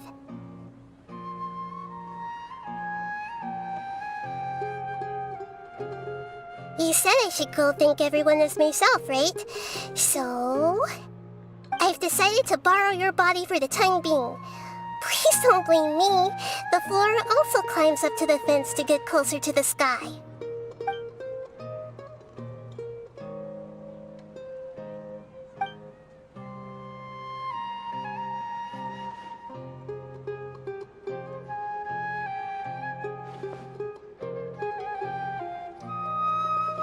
Everyone! Are you awake now? Paimon was just about to bring you the food. It's me. Huh? That voice. Nahida? Hold up. What's going on? I didn't expect to have a conversation with the consciousness of Lesser Lord Kusanali in the Grand Bazaar. Interesting. Is this also a part of the feast? No, of course not. Are you... Lesser Lord Kusanali? Hello, Nilu. You know who I am? Yes, I already know every one of you. Nilu, Alhaitham, Sino, Dia, Paimon, and Dunyarzad.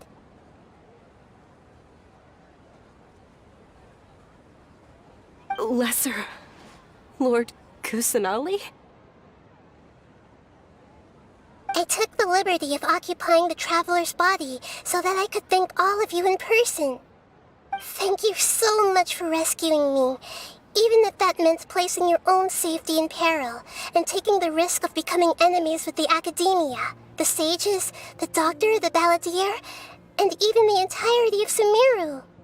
Without you, without any of you, I would have been in a much more difficult situation. Had you not helped me to resolve the crisis, not only I, but Sumeru and even the entirety of Tevat would have suffered great misfortune. People refer to you as the heroes who managed to rescue a god. I'm quite fond of this name.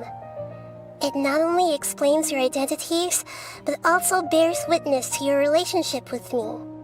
Please, allow me to present to you my most sincere gratitude. Lesser Lord Kusanali, you have done so much for Sumeru, and I didn't even have a chance to do anything for you. You don't have to do this. Dunyarzad, the suffering you endured during your illness is also proof of you being with me and praying for me. Thank you. You don't need to be so ceremonious. It's always been my duty to protect you. This is how the relationship between the Academia and Dendro Archon should be. We just did what was necessary and set things back on the right path. You're an Archon, but you act so humble. You really don't need to be so polite with us. I'm honored to have been able to take part in this plan. I hoped you liked the dance I dedicated to you. Thank you, all of you. Thank you so much.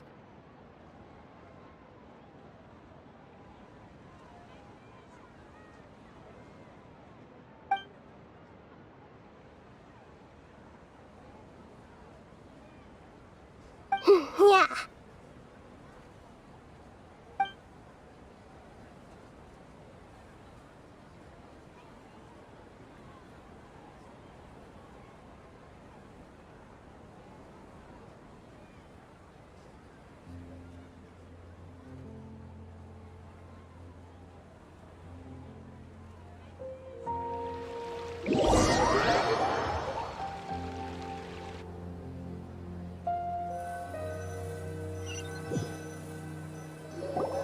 Are you awake?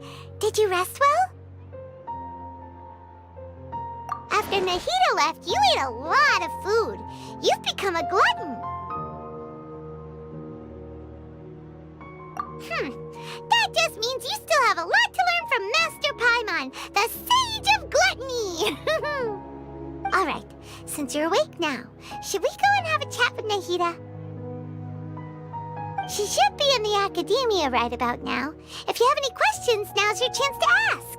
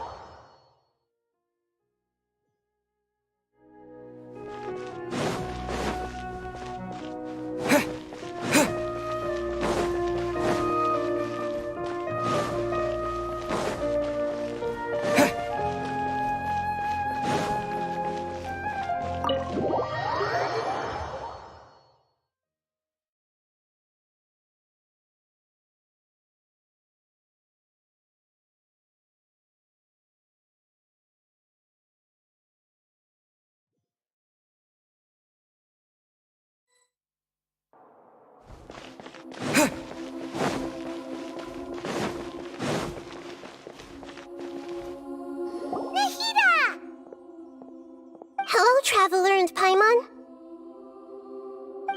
What a fantastic night. I'm still immersed in all the happiness and joy, like a candle floating on water. So are we, and that's why we're here to talk with you. Is there anything you want to know?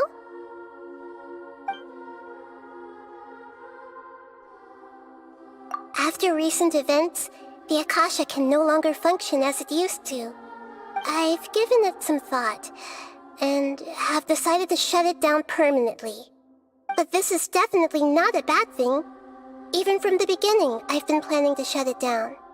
The Akasha's centralized administration of knowledge has always restrained people's curiosity and curtailed the number of paths available to them. I don't think this is good for Sumeru. Although people may initially feel a little uncomfortable with the loss of the Akasha, they will soon understand that this life is more suitable for them. And as for the future of Sumeru, I'm preparing to regain control of the academia. The former sages have received their punishment, but the new sages have yet to be selected. I will oversee the process personally. I hope that the new 6 great sages will be more focused on academics. Sumeru needs such leaders more than ever. The other big issue is the people of King Deshret.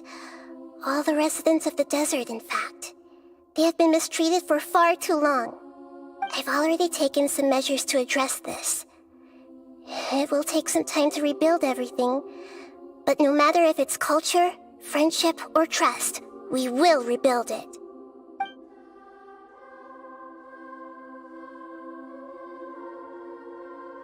You mean, what happened after the doctor put you to sleep? Not exactly. The top-ranked Fatui Harbingers, up to number 3, possess power comparable to that of gods.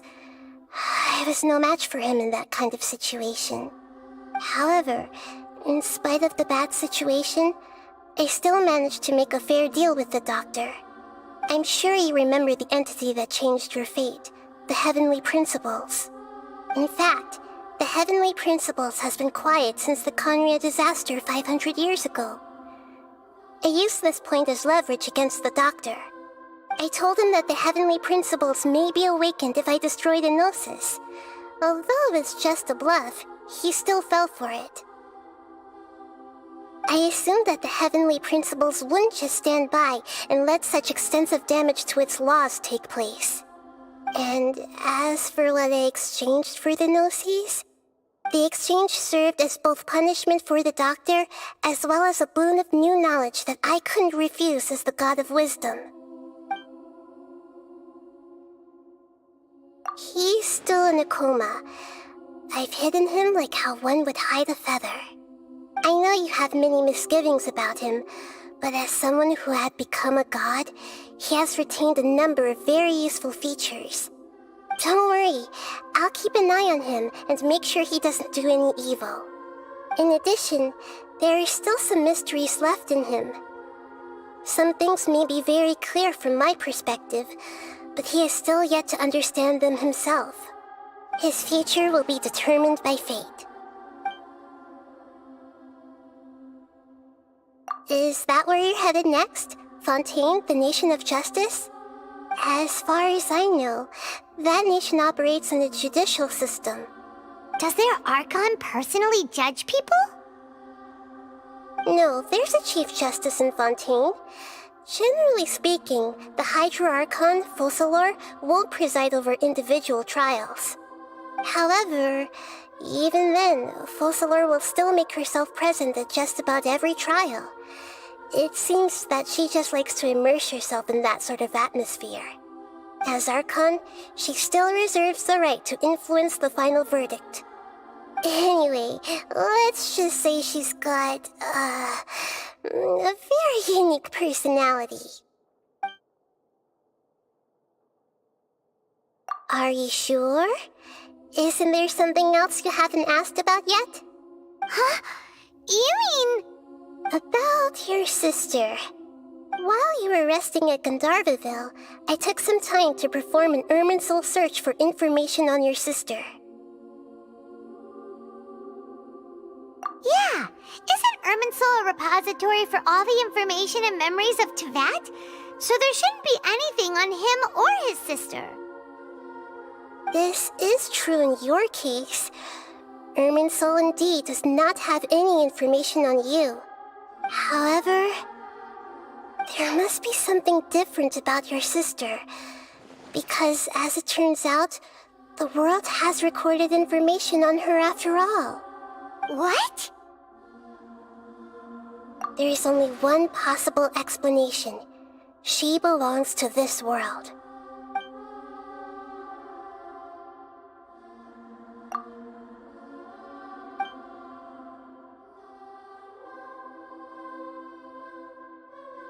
But nothing about this makes any sense! Wasn't this your first trip to Teyvat?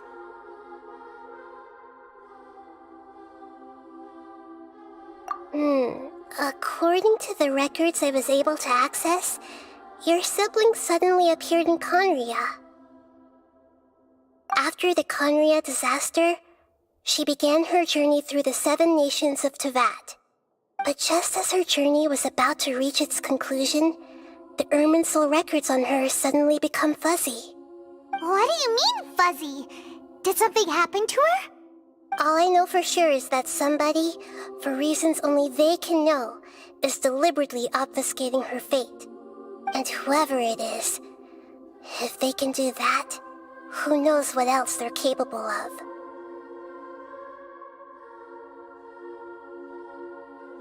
But even that wouldn't explain how she somehow comes from this world. Something else I noticed was that according to these records, the Fatui have not classified your sibling as one of the Descenders. What's a Descender? Paimon's never heard of it. Look, I'm sure you must be curious about the information I received from the Fatui in return for my Gnosis, right? A very important part of the intel was about this world's descenders. External beings, ones that don't belong to this world. Traveler, you are Tevat's 4th descender. Huh? So the Vatui count 3 other descenders before the Traveler, and his sister isn't even one of them? That's right. My current hypothesis is that the first descender was likely what we now call the Heavenly Principles. As for the other descenders, I still need to verify their existence. It could take me some time. Paimon's head's about to burst from all this crazy new information. And yet, even knowing all this, I'm sure you must still have a lot of unanswered questions. I must say, I truly regret that I can't help you more as the God of Wisdom. There are many questions in my heart as well. I will need some time to go through each one of them. And soon, you'll also begin your journey anew and depart from Sumeru. I'm very interested in your future. It's a journey that can't be observed or recorded by this world. If fate is the ultimate knowledge, then your future will be the ultimate fate. Paimon's sure glad we got to meet you, Nahida. The pleasure is all mine. I can't thank you enough. Alright, that's enough talk for today. If you ever miss me, just close your eyes, and maybe I'll appear in your dreams.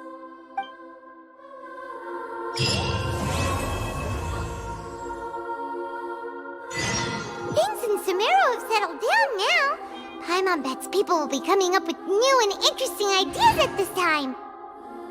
How about we take a walk around Sumeru City and see if anyone needs our help? Paimon has a sneaking suspicion that it just might pay off.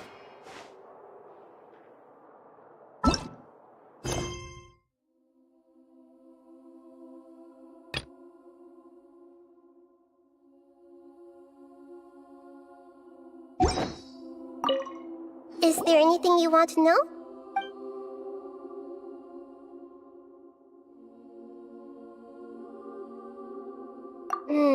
According to the records I was able to access, your siblings suddenly appeared in Conria. After